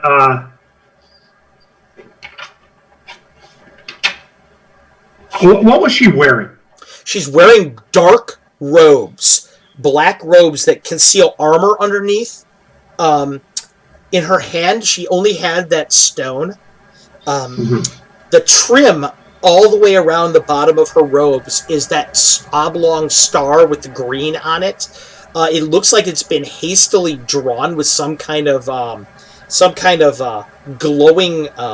Maybe it looks like maybe a plant of some kind, this luminescent plant or something. It's not embroidered or anything. So it's like she crushed a firefly and drew it on there, but all the way around the whole bottom of it.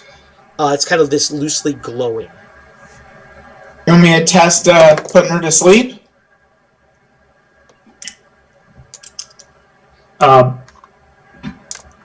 Rain's not exactly bloodthirsty, but thinks we'd be safer if she was dead.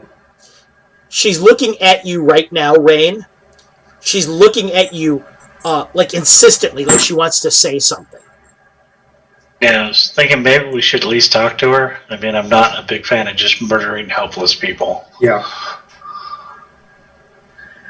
All right, I'll loosen that area of the rope of entanglement, but keep her completely bound everywhere else and be ready to have it just cover her over again. She looks at you, and as she sees you, she says, "Have you come for him? Are you his minions? You and me, we're on the same side. Don't you want to see his glory?" We're servants of Eli. She looks at you. "You're seekers. Seekers of knowledge. I was a seeker too. Can you Show tell me us? the sign. Show me the sign that I can bask in our fellowship one more time." ESP, dude. Minya? Just Or Vesper, I should say. Vesper's got the ESP potion. yeah, that didn't work out too good last time. I'm not keen on doing that. We need to know the sign that she's looking for us to do. Yeah, I'm thinking just I will walk up to Raid. I'm like, flash her that stone right back. I mean, I don't know if she saw us pick it up or whatnot, but show her the same stone. Yeah, I didn't touch it. I just flipped it over Okay. in case we were being watched. But Are you going to all right. pick it up? Sure. Are you sure you want to do that? No, I'm just kidding. That's what DMs always love to do that. Yeah. Now you go ahead. You pick the stone. The stone is cold to the touch. It's got that kind of a weird kind of feeling to it, like it's sweating like with oil. Rain just touching it, you can tell that this is a profane thing. It's not of nature at all. It kind of makes you feel ill touching it. But when you look up and you point it at her and she sees it, she just giggles and just throws her head back and starts to smile broadly. All praise to his name. Are you here to seek her, is it? I didn't hear what you said. All praise to his name. Okay. Are you here then to seek her, is it? Yes, we are. Go forth and go forward. He awaits. He awaits. Can you tell us about this flame? To what? Can you tell us about this flame? The flame. You hold the stone in your hand. You hold in your hand the sigil of verdant fire. an expression of his name, an expression of his might. The fearless one has strode through the threshold. I watched it with my own eyes. He threw wide the threshold with the sign of the elder gods and the knowledge of the tone of the tenebrous heart. He's done it! Don't you see? He's done it! Even now he walks among them. When he returns, the glory that will come with him. The glory that will come with him.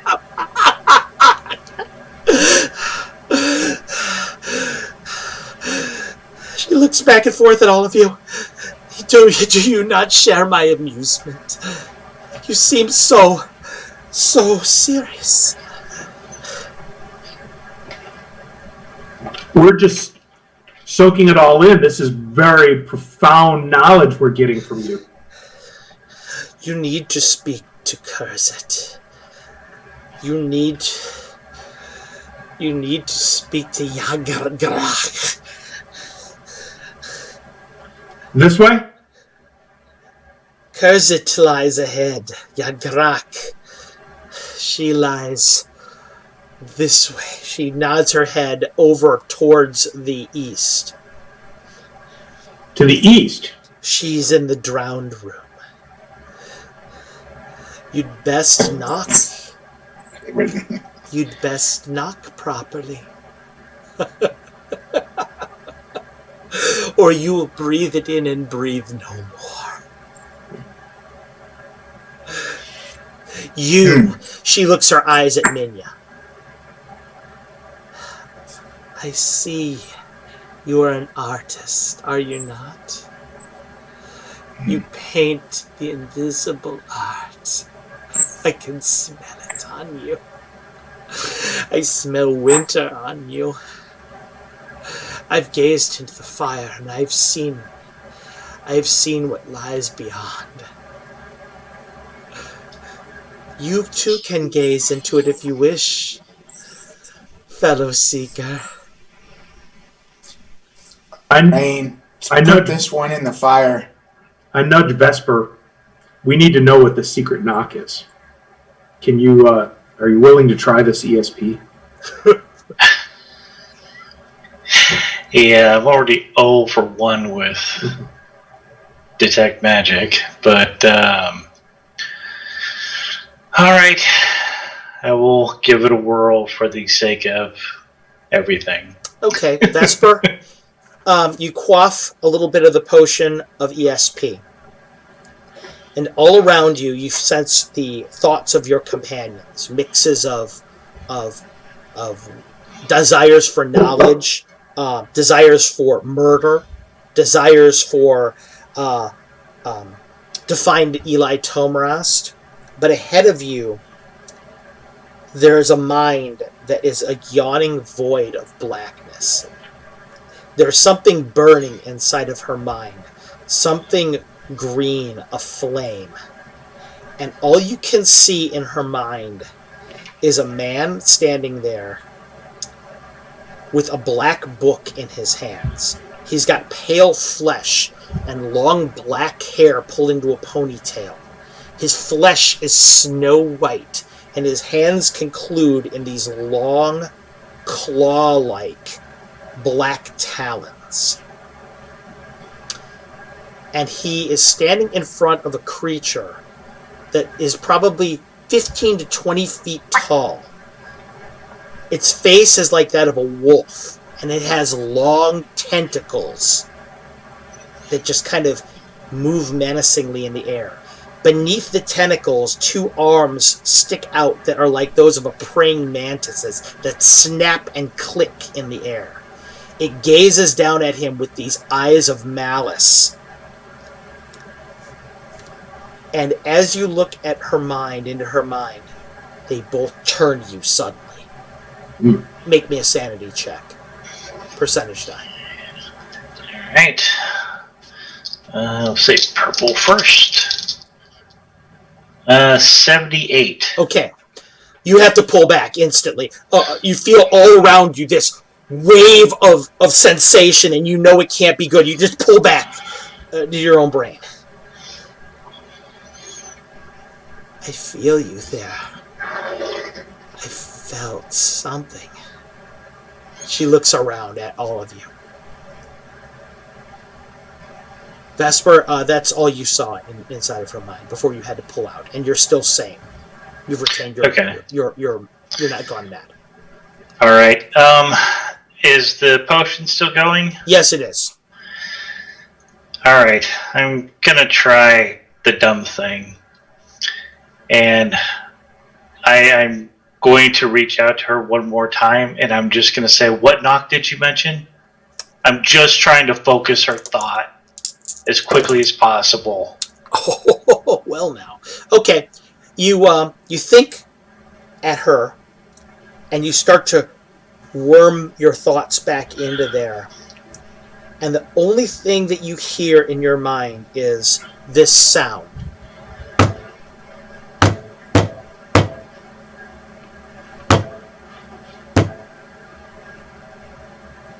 Five and two.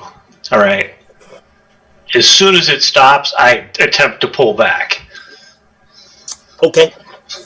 As you pull back, you feel something chasing you through her mind on their way out. But it's gone. You're out before it overtakes you. All right. I am not doing that again. But I think we have the knock. Okay. Okay. Just describe it.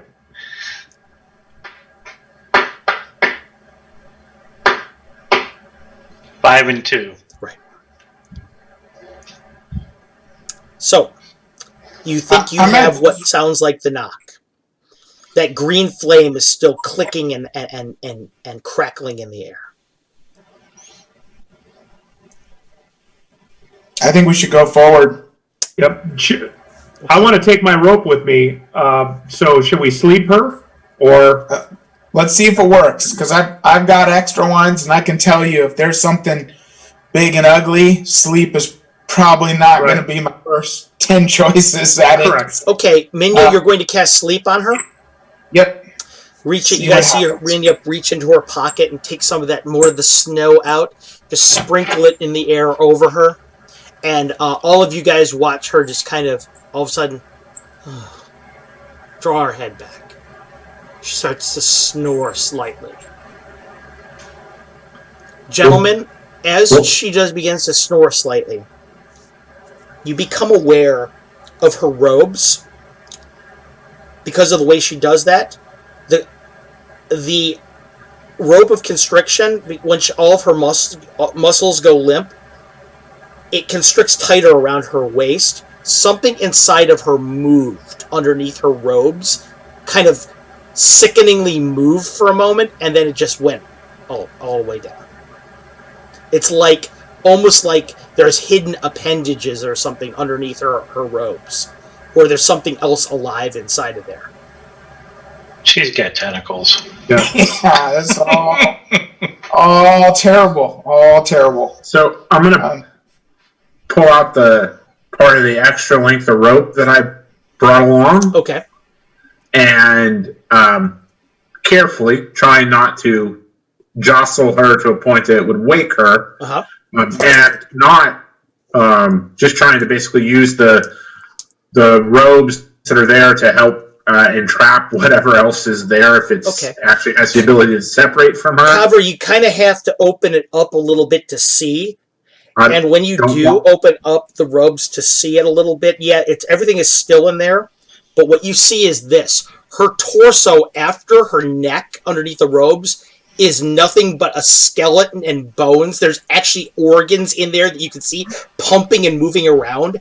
Her lower intestine are tentacles that would snake around the air. They've all got barbs on them. At the end of them, there are mouths there, like these horrible sphincters with teeth.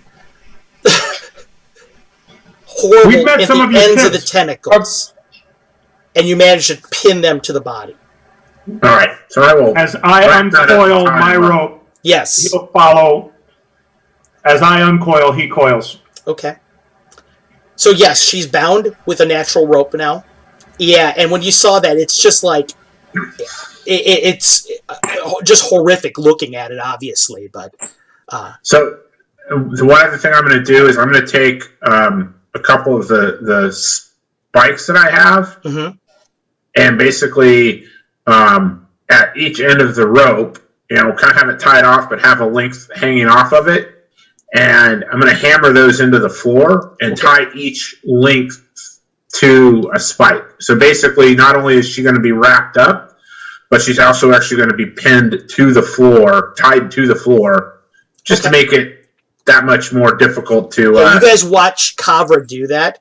As Kavra does that, and she is trying to do that, you notice that she ends up having to go sink the iron spikes in through the mortar between the stones. This because the stone floor, as you hit actually the stone, it is absolutely invulnerable, you find out. You're blunting...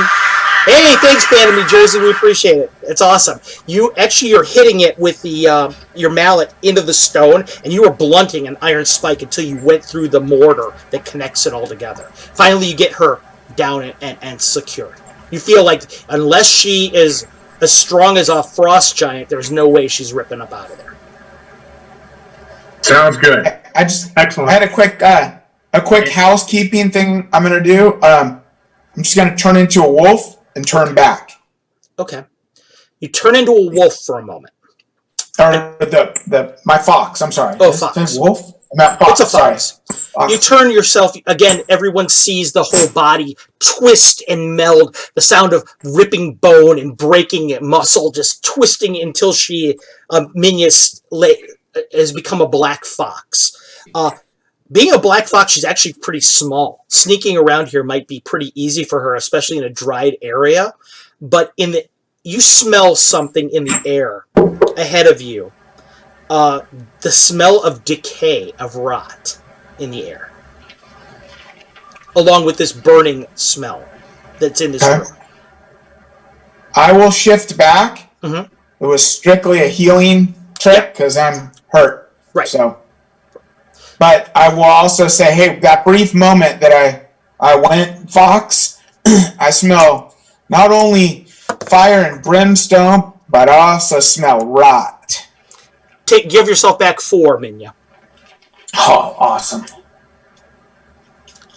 Everybody is aware now of that smell. And I will make sure that our prisoner is gagged with the rope as well. Yes, you will. Okay, Vesper and Rain, are you going to go ahead forward then? Yes, please. Yeah, we're planning on going up, correct? Yes, you are. Okay, so I plan to put the carpet back in to the handy sack. Okay. Okay, you go ahead and you put the carpet back into the haversack. So you're now walking as a group ahead. Yes? Correct. Yes. Yes. Making that right? Okay. Rain in the lead, Vesper with an arrow knocked behind her, and then the others. Okay. As you guys go forward, Rain, you said Vesper's in the lead? No, Rain is in the lead. Rain is in the traps. lead. Okay, good. Rain, as you walk forward, you get about to the top of the stairs. And what you see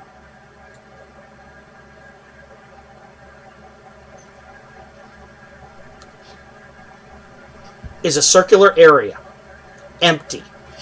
At the back of it, an unopenable door stands. Rain, the scent of rot is now very prominent to your senses. Mm-hmm. The air in here is still. It's quiet. The area smells also a little bit of dust. There are footprints in the dust, Vesper, that lead ahead to the unopenable door. Pass through it. And I will attempt to identify tracks. As you look down at it, they look like the tracks made by a gnoll. Multiple sets of tracks. However, something interesting comes to your mind. There's also other tracks all over this room that you see on the ground. They're near the walls. It seems like they tend to circulate around the walls. As you walk, you're on the stairs right now, so it's really hard to see any closer to you around the walls than like the back 20 feet of it. But you do see those tracks around there. About human-sized, you figure. All right. Well, I mean, if we're willing to move up to, I would like to investigate further to get a better idea. Rain, are you going to do that then with him? Yes, but I'm going to avoid the center of the room. Okay. Your group begins to walk into the middle of the room. Just kind of creeping up forward again, trying to be stealthy. What's on the ceiling in here? What's that? What's on the ceiling in here? Well, let me go ahead and get a little bit further in our description of this. And you go ahead and you walk into the room, and once you get right about there, Rain, I need you to roll me a 6-sider, please. Okay. 3. Minya, Vesper, Kavra. You are there following her, and as soon as she gets into the room a little bit, something drops out of the ceiling down towards her. Rain, it's like this creature, it's just moving so fast, it's about human-sized, and it reaches out and it grabs you, or tries to. Make me a 20-sider, please. 16. You smell rot in your senses. As it grabs you, you feel all your musculature start to lock up a little bit. Looking at it, its face is wormed through with maggots and worms. One of its eyes is missing, and this hellish light burns out of it. Its hair is all stringy and black. It hisses horribly at you as it grabs you, but nothing. It does not paralyze you. Okay. Everyone else, you may make an action at this point, including Rain. But Vesper will go first because he's got an arrow knocked. All right, I will. You hear things dropping out of the ceiling, left, right, and center, all around the room. All right, I will first take my first shot on the one that's attempting to attack Rain. Fortunately, you're right behind Rain, and you are taller than her, so you have a clear shot at it at point blank. Make me a 20. Or two, actually 3 20s, really. All right, so that's going to be an ugly neg. That will be like neg 5. And the last one, sorry, will be AC 2. Okay. Vesper, as you start to fire at it, roll me 3 6-siders, please, for damage. Rain, you're paralyzed, and you're so close to it, you can see the worms that are crawling around it are those thick white worms out of the walls that were there before. You can see that its body has little tentacles in it that crawl through the air horribly in front of you. Vesper, what'd you get? It would be 18 with die and bonus, but I have since point blank it gets doubled. Right. So is that just the dice or everything? Double dice. Just double dice. Rain, what you see as it's reaching towards you to try and bite you with this distended, horrible mouth is one arrow go right through its eye, explodes half of its head, one goes through its shoulder, blows an arm off, and another one goes right through the back of its mouth and pulls it back it rips it right off of you. One of its arms is still stuck to you for a second. It drops to the ground. It just ripped into shreds by this arrow fly. Awesome. All around the room, you can see that there's 4 more of these things that are rushing towards the mouth of the door. The next person to act would be Rain. It's your turn. And then Kavra and then Minya.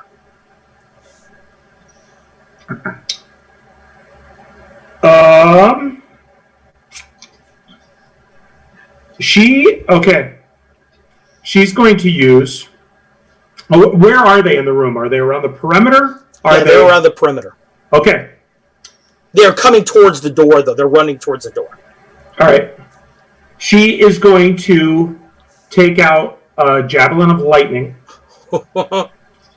And she's going to set it to her right to basically slice around the curvature of the room, and then she's going to step back.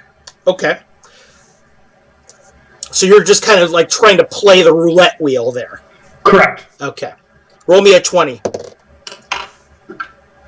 Jason and Todd, this is like Mark Edward Vlasic going around the rim there, going hard around the rim. There you go. I rolled an 11. I don't know if I get my dex bonus with a Javelin of Lightning. What you do is you throw this javelin. All of you can see it. She's got the javelin. She pulls it out of her back pocket, out of the back of the pack, throws it around the room. The thing, as it leaves her hand, becomes this tongue of lightning.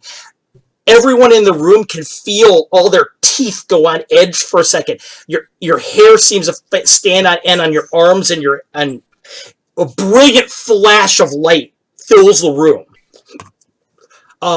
It hits the first one of these things, and you see it just kind of it jerks for a second. One of its legs explodes. It kind of falls to the ground. It's trying to skitter still towards the door. Another one of it, you see it just drops dead. All of a sudden, it almost like part of its body is almost liquidated, but the rest of them still come forward. Kavra, your turn. You're right behind Vesper. So to get to the front of this room, you can do that, and you can make an attack, but only one this round. All right, then I will do that. Okay, Kavra, you see, everyone sees Kavra run to the front of the room. I imagine you're using your halberd? Yep. The halberd's tip explodes into fire. Please make me a roll. And these are undead, so please use your bonuses for that. So that's, let's see. The undead's +4. I'm assuming the number you gave us is based on the normal +1. It is based on the normal one, yes. So that's 3. So that's like -12 to hit. And that's going to be... I'm not sure I've ever seen a -12 creature in D&D before. Okay. I thought I remember there being like a few like demigods or gods that got to the -12. Not until 2nd edition. Okay, maybe. And that'll be 18 points damage with the bonus versus the undead. Oh my goodness. Kavra takes her halberd and just decapitates one, drops to the ground like a marionette with its strings cut. There's only one of them left, and it's charging towards the front of the room, towards Kavra and Rain. Minya, it's your turn. What are you going to do? With the old Minya's icicles, once a day, and it's my magic missiles, 23 points. Minya reaches up. You just see her take some of the snow and throw it in this arc in the air. And as her hand arcs through the air, the snow just coalesces into these sharp icicles that jut forth through the darkness. And one of them impales it directly through the chest. It's about this wide around, about the size of a human's head, just impales it through. Another one takes part of one of its limbs off. Another one just stakes it to the wall behind it. Just slumps forward dead. Again, the room is quiet and still. Earlier in the adventure, someone had purchased and handed me a holy water. That is true. Okay. I am going to pour the holy water on anywhere that creature had tried to grab me. Okay. Yeah, you start to pour it on there. As you feel yourself pouring it on there, it actually hits part of your shoulder, and you feel something hiss slightly. Like almost like a peroxide would. And you know right away that that's not good. Okay. Deeper into the room. Everything being quiet and still. Now. The unopenable door stands in front of you.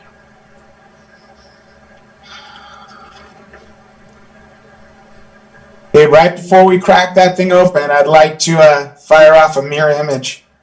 Okay. Just saying. All right. Let's assume we can open it. Assuming you can open it at all. We could try that special knock here, or it might be another door. But But thought they said the knock was to the drowned one, or the one in the drowned area. Mm-hmm. But I'm wondering if that symbol might gain us access as well. Vesper, roll me a 6-sider as you're musing over this. 4. You're the closest one right now, as Minya, or I should say, as Rain was pouring the holy water on herself. As such, you're able to see that the unopenable door is actually ajar. It's not closed like the other ones were. This is actually a little bit open. Oh crap! It's open. Or actually, I go inspect it really quick and be like, "Hey, I managed to open this one." What incredible magical power! Yeah, the thing is actually a little bit open, a bit. Okay. You see footsteps that go in and out, usually by twos, in and out of there. Foot tracks. Quick question, because Rain is concerned she might have been sullied by this creature. Where that peroxide thing happened, do I see a wound? Do I see a worm? There's a little bit of a cut on you, but nothing too bad. Okay. All right. She's going to cast Neutralize Poison on herself just to make sure. Okay. You feel no different as you cast Neutralize Poison on yourself. Okay. The unopenable door stands in front of you, impassive, imposing. It's about 15 foot tall, piece of gently glowing violet metal. Mm-hmm. Who is going to open it all the way? Rain will. Is everyone ready? You cast your mirror image. You're opening you turn around and you see Minya reflected. There's like 5 of her standing there next to her. Vesper, Minya, are you ready with your arrow? Minya, you can feel that your flight has now run out. Okay. All right. Before we open it, again, I just want to mark the door, number 4, just in case. Okay. You go ahead and mark it. I will knock an arrow, and I'm ready. Okay. And I will touch the tattoo of He Who Watches. You touch the tattoo behind you, and you feel it almost glow and almost burn for a second into your skin, and you can tell that the eyes of the gods are upon you now. Or at least one eye of a god, staring down upon you, holding you in judgment and battle. You now have the bonuses. Everyone around Kavra can see her armor slightly strain underneath the growth of muscle. It's almost like she grows 4 or 5 inches in stature. She looks incredibly powerful of body right now. So, just to clarify, so that bumps my strength effectively to 19? Yes, it does. Okay. Thank you. Kavra is incredibly strong right now. Awesome. Okay. Who's opening the door? You said Rain? Well, yes, but she's first going to quaff her potion of invisibility. Rain quaffs her potion of invisibility and disappears. Yep. Group, I am whatever we encounter, I'm going to see Time out to get for just a second. I just realized something. You didn't see Minya split into multiple pieces. She's still invisible right now. She hasn't made an aggressive... Oh, no, you did. You cast the spell. I take that back. That would have gotten rid of it. Mm-hmm. Never mind. You did see her split. Asleep. Yeah, I just remembered that. Okay. So go ahead. You guys are moving ahead. Rain opens a door. Yep. What you see ahead of you is as follows when you open the door. There is a strange corridor ahead of you.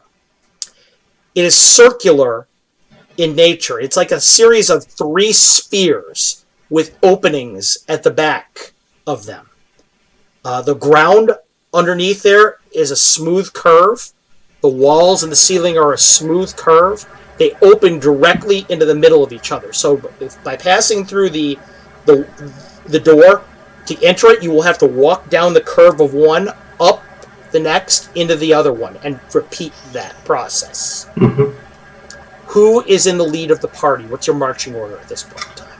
Rain is first, and then Vesper. Rain is first, and then Vesper. Yep. Vesper and Rain, as you continue down the hall, You walk into there. Rain, I need you to make me a 20-sider, please. 13. Rain, stepping into there, the floor is super, super, super slick. When you walk into there, you almost fall right away on your face. But you manage, because you have an incredibly high dexterity, you manage to retain your footing. It's almost like a frictionless surface. Okay. How far can I see to the north? About 30 feet almost. In the area that you're looking at, you can see another unopenable door at the end of it. This one, too, seems like it's ajar. Okay. Is there any handle? Is there any, in this passageway, anything that protrudes? No, there's nothing that seems to protrude. What you guys all realize going in here is that it's probably likely that somebody created this room either to make people's movement through this area very slow or escape from this area very slow. One of the two. Just the way it's been constructed. Do we all carpet up? Zip through on the carpet? Fast? Sounds good. Everybody gets on the carpet. The carpet begins to go forward. Vesper's driving again, I presume. Correct. Yes. He's Vesper, you go forward and you drive to the unopenable door. The door is slightly ajar. Will you open it? Rain will do so. Rain, you reach forward. She's invisible. Invisibly, and open the door wide. Beyond, a small alcove-like area that opens up into a larger area. Inside of this area, you smell fresh death. You smell, it smells like a slaughterhouse in here.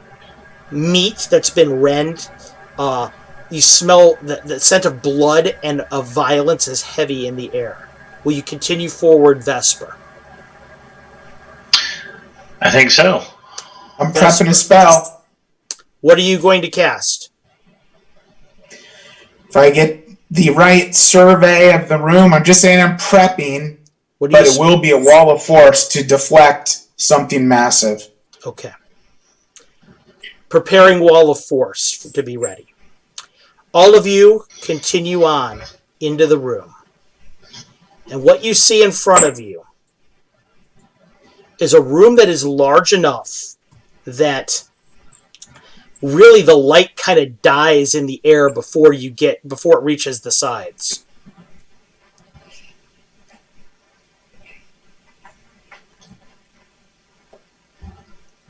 Oh boy. It dies in there before it reaches the sides. Beyond the great metal valve there, the corridor opens in this voluminous area. It's about 50 foot wide, deep, and the ceiling hangs at a dizzying height above the floor, probably about maybe 50 feet. It makes it a perfect stone cube all the way around you. And as I said, the scent resembles that of a slaughterhouse, well, also so does, too, the terrain. Shattered bones, skulls, and other skeletal remains are strewn haphazardly about the confines of the room. It makes this horrible, macabre carpet that's connected by rotting gore, pieces of rotting flesh and bone and muscle laying there. The whole of the room reeks with this almost feral scent of musk and an overwhelming scent of death. Across the back wall of the room, written in huge, huge runes carved in there. Minya, you know Ancient Soloese, yes? You read the following words. Curzit, the heart of savagery. Curzit, the inviolable conclusion. Curzit, the sentinel in darkness. Curzit, Curzit, Curzit. All that written Right before standing there is a bipedal horror in the middle of the room. It stands 10 foot tall, 4 foot wide at the shoulders, and it casts this shadow that's so immense that it seems to possess a weight of its own. The creature has the head of a wolf, from which a pair of silvery eyes glare forth at the world, seeming to deconstruct and consume whatever they fall upon. Beneath this horrific gaze, the thing possesses this maw of jagged ebon teeth, from which a gray, thick fluid drips. Covered in matted dark fur, you see 6 foot long tentacles for where, like an octopus's, where humans might be. Below it, another set of arms like those of a praying mantis, clicking menacingly in the air. The thing stands upright on feet like those of a wolf, with talons like the length of a man's hand springing from the dark paws. It looks at you, and gazing down upon you as it does, it's almost as if their stomach churns and revolts just to stare at it. And as it looks down at you, it begins to stride forward, crushing bleached skulls beneath its mass with every step, its talons making a sharp clicking noise like a nightmarish harbinger of death. Vesper, this is the creature that you saw in the mind before. For sure, this is the creature that's known as Curzit. I need everybody here to roll me a 6-sider. Oh. No. 3. Vesper, 4. Kavra, 3. Rain. 2. Vesper, you have first attack with a knocked arrow. What shall you do? I'm going to fire on our good friend here in the middle of the room. Okay, please roll me a 20. All right, and I will be... Sorry. I'm going to use one of my +1 arrow, or use my +1 arrow. Okay. All right. That will be AC -3. Okay. Or sorry, -4.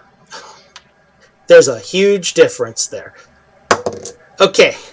You go ahead and you hit the thing. You fire off your arrow. You hit the thing pretty square in the shoulder. You think blood, this black ichor starts to drip out of it. The thing's silvery eyes seem to be tinged with this reddish, evil glare down at you.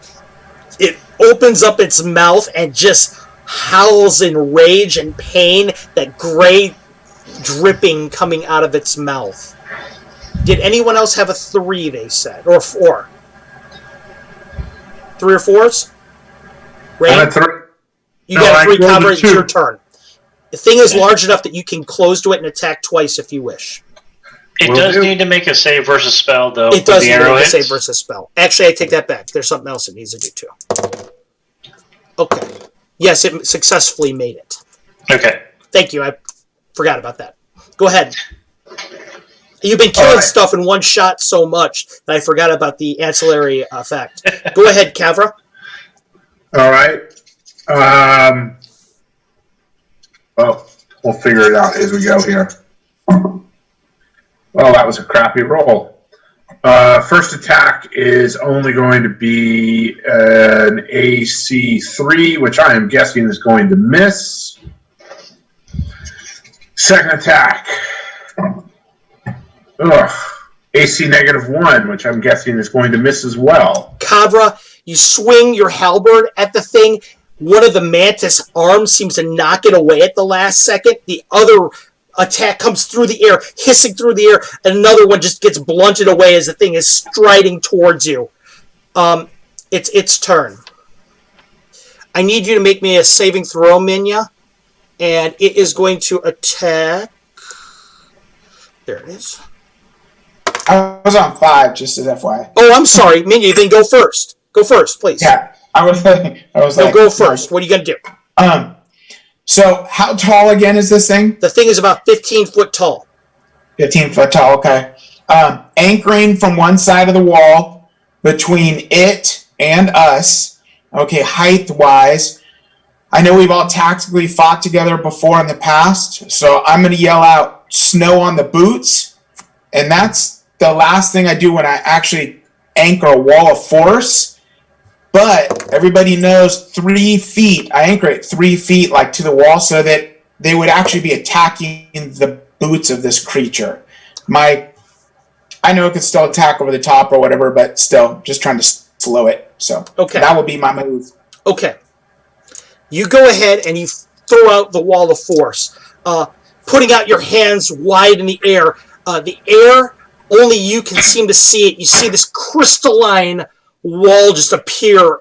The anchors between the two walls, resolute and strong. The thing strides forward, and you watch its magic resistance defeat the wall of force. It just strides right through it. Now it's going to attack. Minya, make me a saving throw.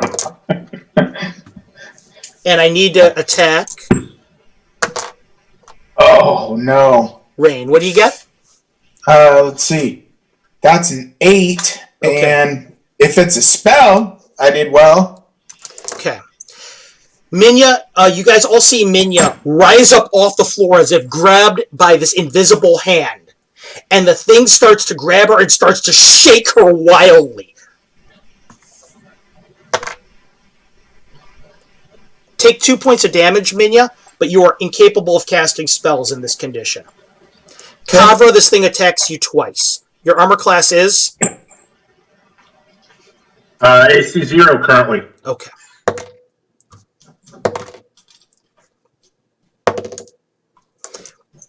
One of the tentacles whips through the air. 10. Take 14, please. One of the tentacles slaps you in the side of the head. The other one comes rushing forward, barely misses you, hits the side of the wall. You hear dust start to crumble out of the wall. The skulls on the ground are crushing all around it as it's coming rushing towards you. This maniacal look in its eye as it's bearing down on you. Vesper, your turn. Finish your round. All right. Does this thing look demonish, or it looks like a demon? Yes. All right. We're gonna go for the gold. I am going to withdraw my special arrow. Yes, you are. And one shot. Point blank. Point blank. Yeah. Come on, baby. Now, That's going to be very close. All right, so 7 minus 3, -5. Vesper, you fire your arrow at it. You hit it. You hear it wail this howl of rage and pain, but it does not drop. No, my arrow's defective. Nah, it just got the saving throw and magic resistance. Anyway, fire your other. You got one more shot this round. All right. Let's see. That's gonna be. I think that's a miss. No. He's in point blank range. Yes. So AC 4. Okay. Roll me 6 for damage. All right. So that's gonna be 2 on the dice plus another 2 for the points. So 4 points. Okay. Kavra, you're standing there, you're getting buffeted around by this thing. The arrows are whistling over your head, hitting it back and forth. Rain, it's your turn, and Casadora's turn. Yes. And she's going to attack. Rain is going to launch Javelin of Lightning. Okay, Rain, you throw your Javelin of Lightning. Once again, the hair stands on end. This flash illuminates the room brightly for a second. Go ahead, Rain, roll me a 20. A 9. Okay, it does hit it, but when it hits it, it seems like you can smell fur burning in the air when it hits it, but it does not slow down a bit as it comes towards you. Casadora comes running at it. I just rolled a 20. It bites it, and gets it on the leg, and this black blood starts weeping out of its leg. She spits it out and kind of backs off and is hissing at the thing, growling at it. Are you going to continue to fire arrows, Vesper, this round? Yes. Okay. I'll keep that in mind. It's Kurzit's turn. Kurzit is going to attack twice with its arms. Okay. Kavra? What are you going to say? I've only gone once, and this is going to be the second time he's attacking. Yes, I know. Don't worry about it. I'm setting something up right now.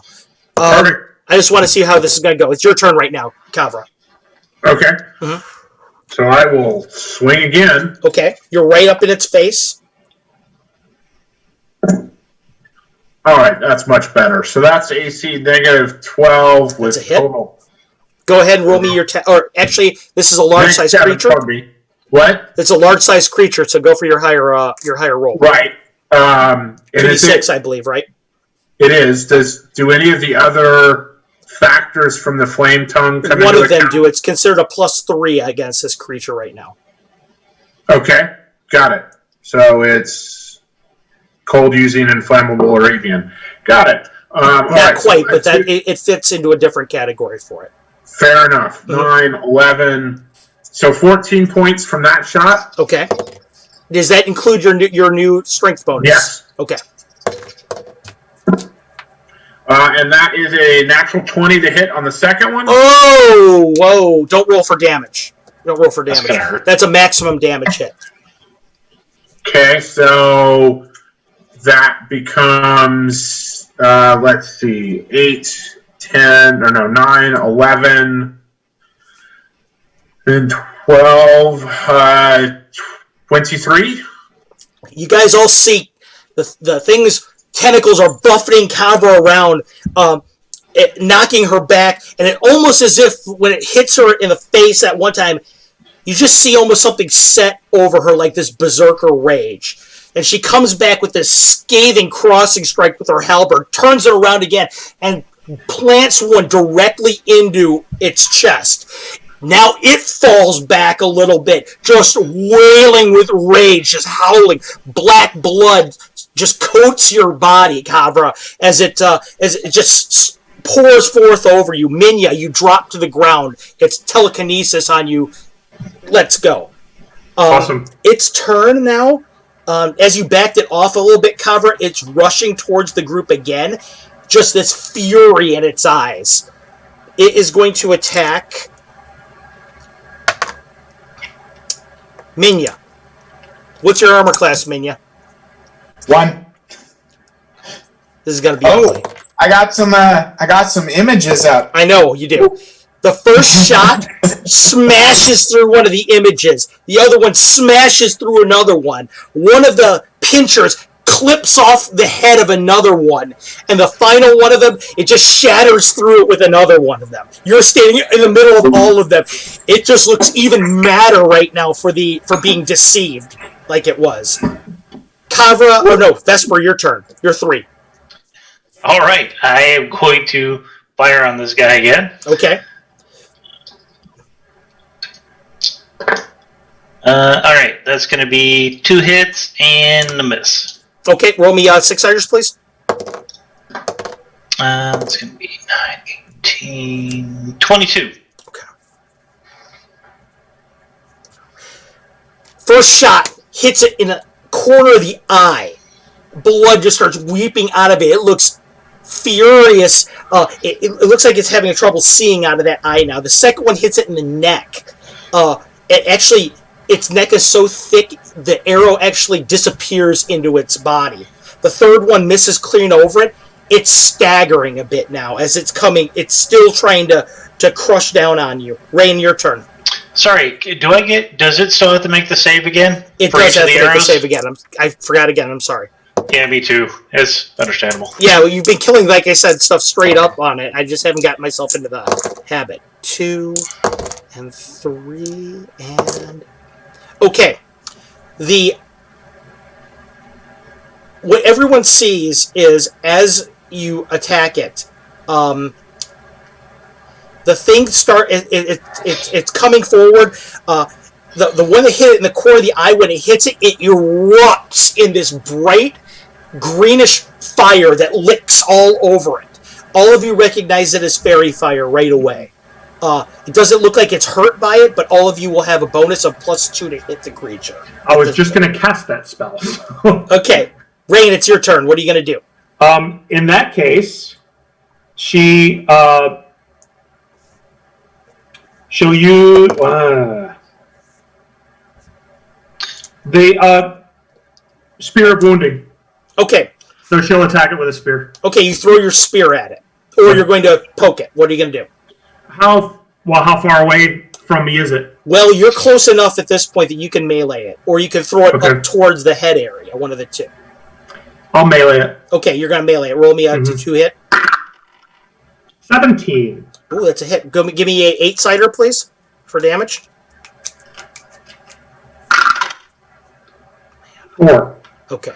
On the die. So it's a weapon +1. You stick it in the leg, and it seems like it buckles its leg a bit. It staggers, and when you hit it in there, the black blood just keeps pouring out of this horrid, jagged wound. It's almost like 1.5 feet along its leg. Casadora bites it again, right above it, and the thing again wails out in anguish.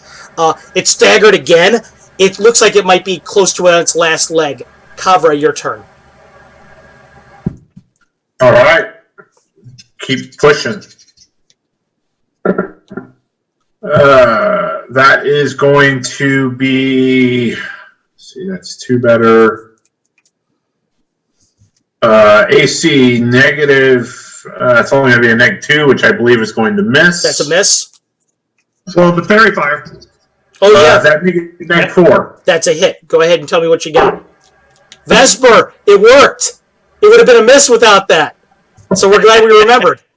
8, 9, 11, 19 points. Ooh. Hit me with, and that's your one attack? That's one. Second attack is going to hit as well. And that'll be 20 points. Kavra, you see, you get an opening for it because of Rain's spear attack. You hit it once in the leg. The thing kind of is leaning down. It looks like it wanted to attack Vesper.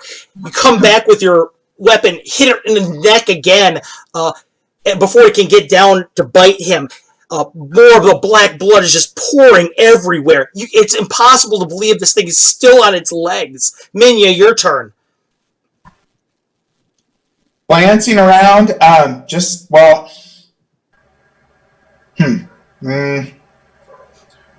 thing's tall enough. I'm gonna drop a cone of cold.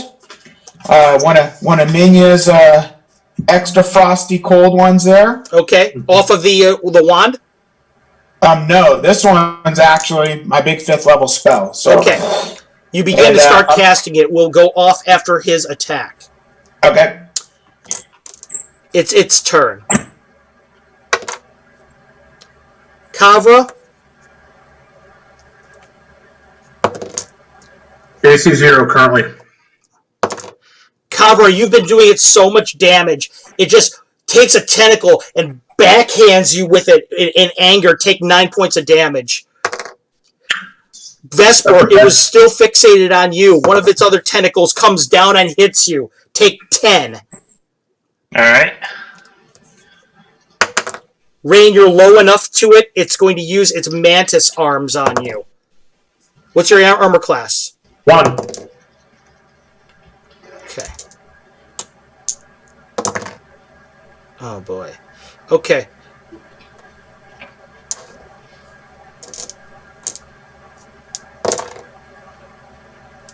Take 11. And the other mantis arm comes down. Rain, you're standing there, and you see Casadora run forward a bit as it reaches for her with a mantis arm. The front half of her keeps running and the back hand stays where it is. It snaps her right in half with the man's blood and gore everywhere on the ground. And it just grins and lets forth this wail of triumph, this angry roar of triumph on you. Rain, it's your turn. Vengeance! Spear of Wounding. Okay. It's the only thing that's worked so far. 17. That's a hit. 8-sider. 7. Vesper, your turn. All right. 7 plus 1. Got it. Unload on this thing again. Die, you vicious thing. That will be 3 hits. Okay, give me 3 6s, please. Alright, so that's going to be 8, 9, 10, 11, 22, 27 total. The first shot hits it again in the face, takes out the other eye. The thing is moving around blindly now. As it roars again, one shot goes through the roof of its mouth. It pierces through there. You hear bone shatter in the back of its head.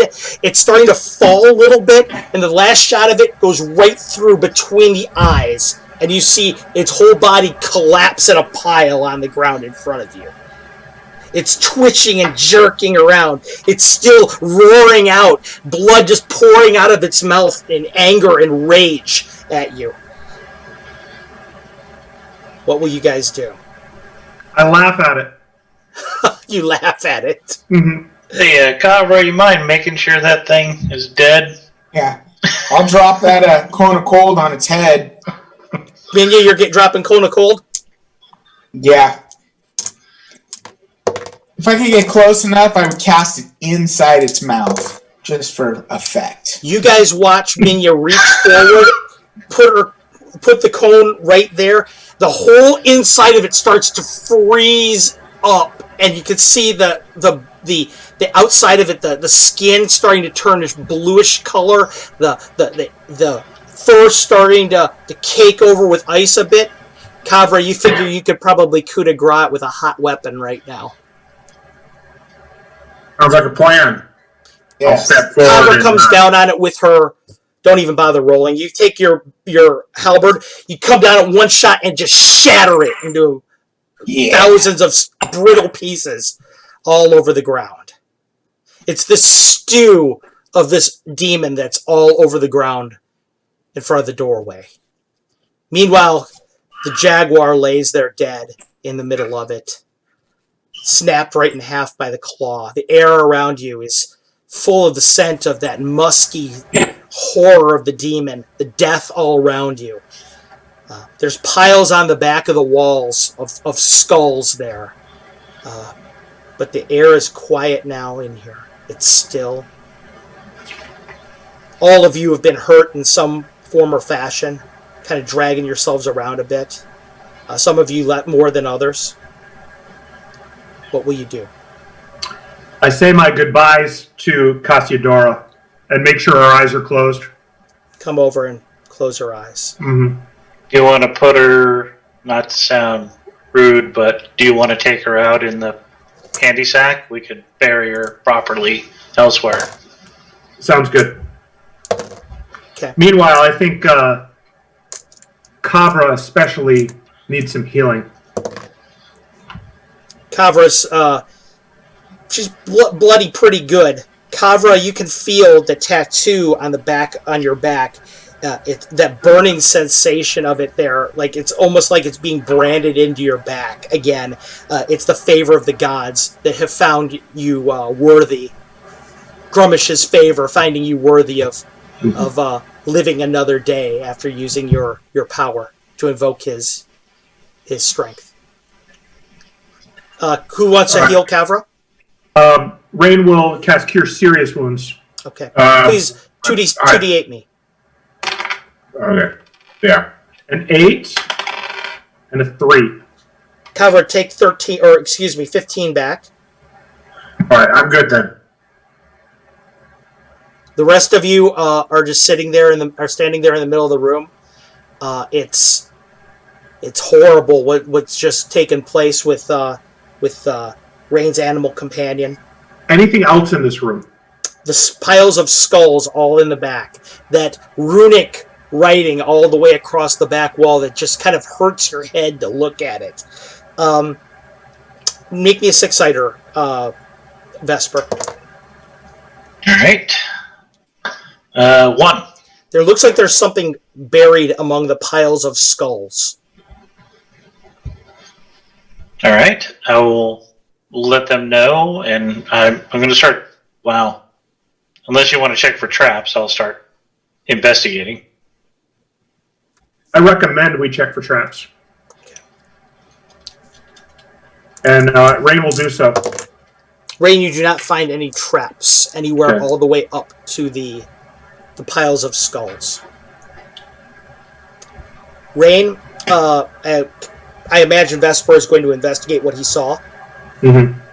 Yeah. Vesper, you're walking towards the back of the room and you see among the piles of skulls, amidst them, there's a black book. It looked like it might have been atop them at one time, but the movement, the violence in the room kind of buried it under an avalanche. The book is, in and of itself, there's no doubt that it's, whatever must be in it must be horrific, because just looking at it, it looks like it's been made out of, the binding is made out of bone. The cover is made out of the leather of flayed flesh of humans. The pages inside of them look like they're made of some kind of material that it once was alive that it's hard to even tell what it is, being tanned. This is the same book, looking down at it, when you see it, that you saw in your mind when you touched consciousnesses with the priestess in the other room. Okay. This is that tome of the Tenebrous Heart, you can tell right away. All right. So this... Haversack it. Yeah, this thing's important to them. And who's going to touch it? Don't touch that thing. Do you think we... it is? Remember... Oh, you have it? No, I'm just kidding. No, don't touch it. No. Do you think we dispel magic on this thing, or do we wait to find Eli and we dispel magic on him? It seems like this is a source of his power. I would hold. I think it's. I'm not a purveyor of the arts, but I think it should probably wait for the circle to look at, and we save our resources for our goal. Very good. Minya, you may be able to learn stuff about it if you look at it. I mean, it's obviously a grimoire of great power. Are you going to investigate it? I mean, who knows what kind of secrets or spells you might get from it? Yeah, or madness. One of the two. We were told two things. One is dispel magic on Eli would be huge. Number two, we were told killing the minion would also be huge too. I assume it's probably the not seeing Eli in this book here. But denying the power could be useful. Again, I mean, to your point, throwing it in the haversack and removing it from the equation is probably the best. Are you sure, Minya, you don't want to read it? I mean, think about what you guys could gain from it. I mean, could gain nothing good. It could be nothing good. I mean, think about all the secrets that might be in it. I mean, if you could summon and control a demon like Thurzit, I mean, who knows what you could do? That's. But the circle also sent us in knowing we had the power to challenge this in the first place.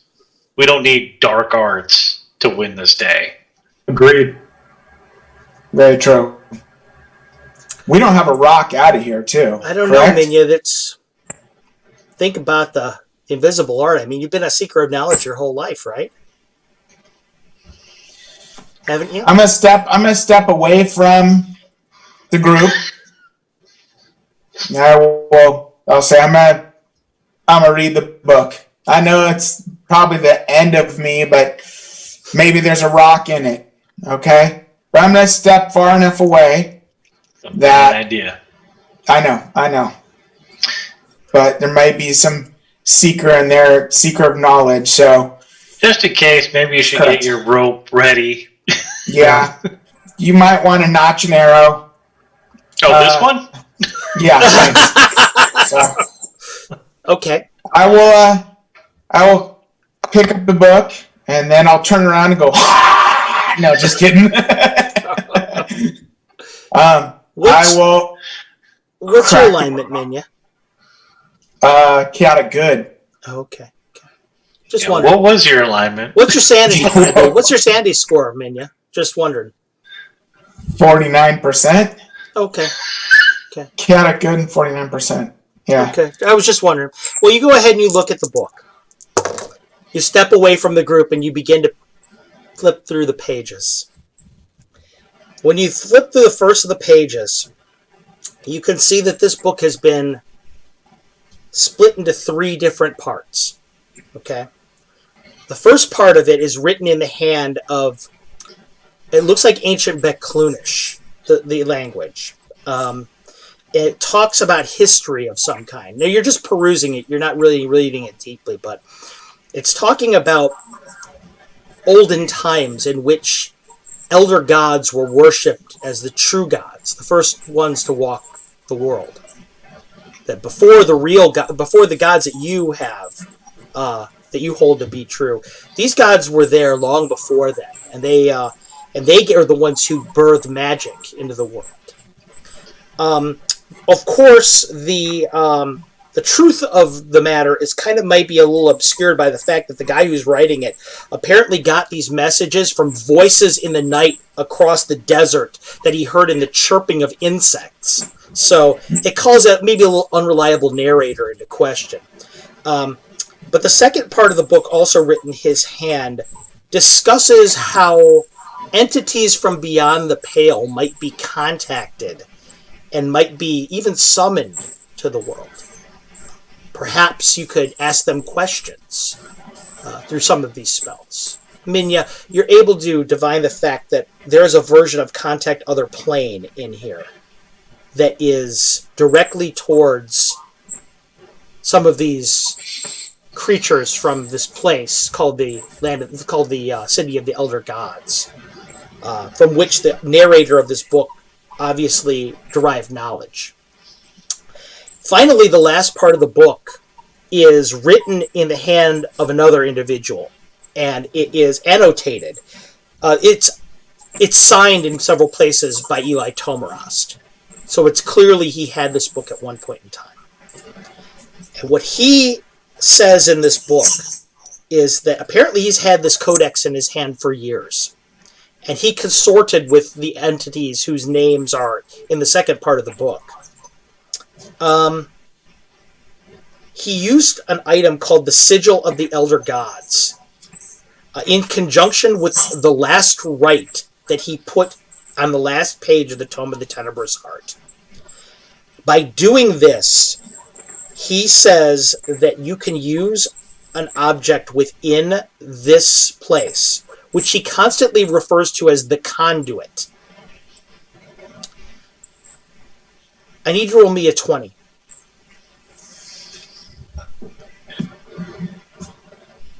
Six. The more you read into this book, the more you're gleaning from this. The place that you're in is known as the conduit. It was made by one of Slarotin's students, one of the members of House Mauer. You knew that much. The man's name was Prethius Ilmauer. Now, Prethius Ilmauer was an interesting individual in that he was a seer. He was a visionary, a diviner of great power. And apparently, early in his life, he cast a spell and found a place that he called the City of the Elder Gods. This shattered his mind.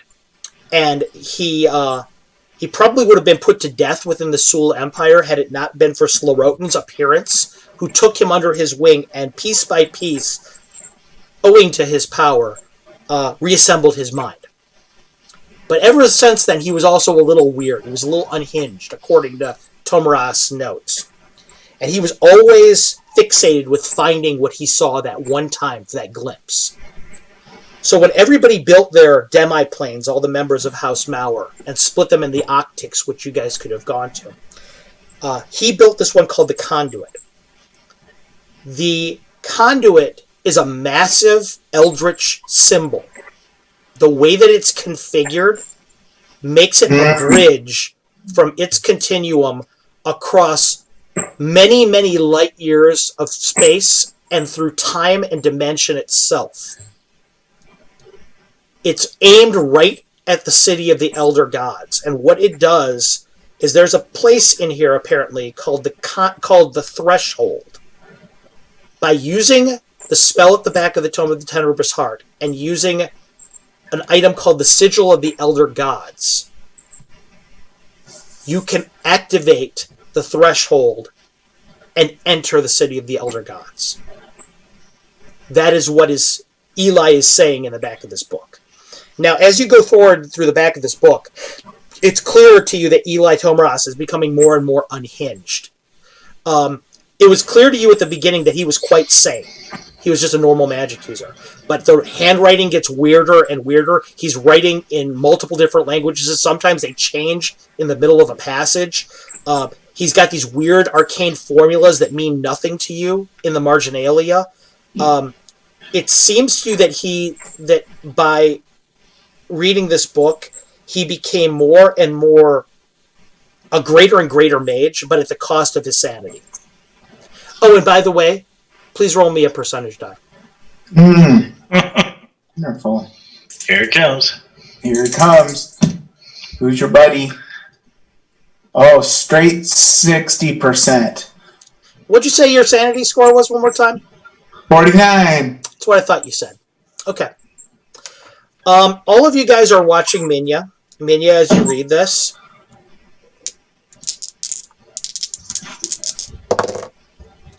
Minya, you're, I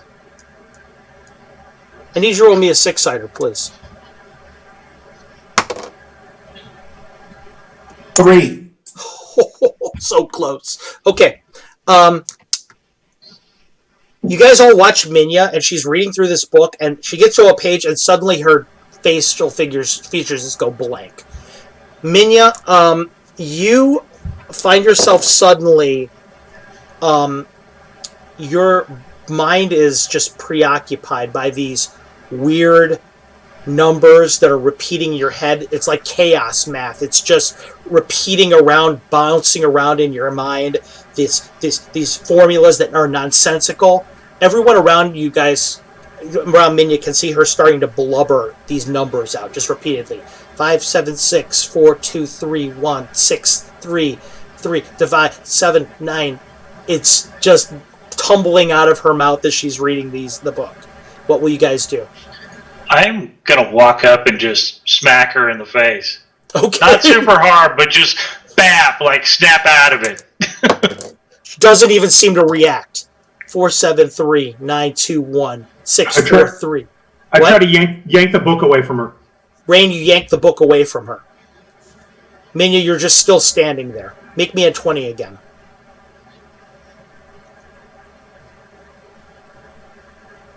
Oh, you're muted.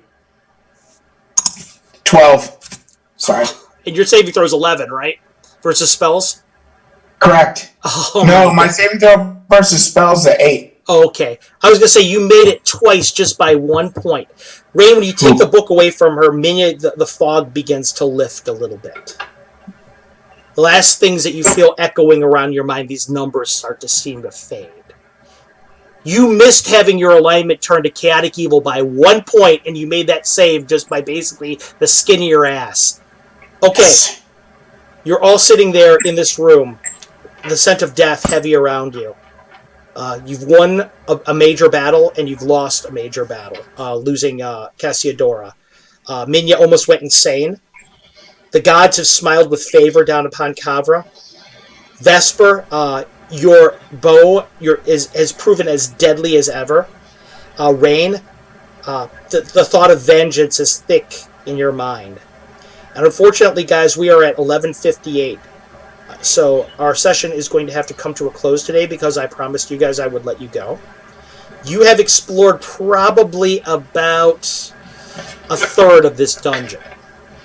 So what that tells me is that this dungeon that I created was absolutely unsuitable for a convention environment. That's my mistake. I should have cut it down by about half of the encounters. But I think that you guys have proven so far that it's scaled right for power. Because I see you guys have only exploring about a third of this, right? Mm-hmm. But the thing is, even though you're not hurt that bad right now, you've expended a lot of resources. So the next encounters are going to start getting worse and worse and worse. So I am pleased at the way that everything kind of went out as far as that play test. If you guys wish to, I suppose we could do Chapter 3 and finish this out. I promise you guys a 2-session one. We'll cross that bridge on Facebook. But for the night, our session is over. Everybody who watched us tonight, Gretel Wolf's Lair, thank you so much for tuning in. That fight that was with Kurzit was crazy. I expected it to be nuts. People were making saving throws left and right, unfortunately for me, so I may need to calibrate saving throws a little bit. But so far they've made it, and they got one of the main components out of this. Well, you guys managed to get through the evil priestess encounter a lot better than I expected. I expected her to use that sigil and really screw you guys up, but it didn't happen. Same with, you guys also did things so quietly. Rain, when you went and you snatched her out, the ghouls weren't, the horde ghouls in the next room were not meant to attack you there. What was meant to happen is you guys were supposed to make enough noise in that room that they were going to come out and reinforce her. And so the encounter would have been way worse. But because you did that, the way that everything busted out, you guys managed not to get trapped into any of these areas over much and get the attrition didn't hurt you as much as I expected it would. So that's good for you guys.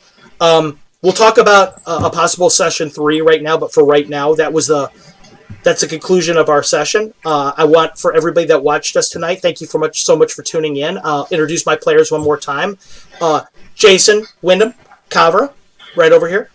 Keith, I don't know how to pronounce your last name. Foytik. I came close. Vesper at the bottom. We have Steve Friedsma, who is Rain, and we have Todd, and I'm all of a sudden Matthews. I can't get the last part of your name right. What is it? It's Westerland. Westerland, yeah. Thank you. Westerland. It's okay. Everybody says it wrong. Yeah, I screwed it up. And that is Minya over there.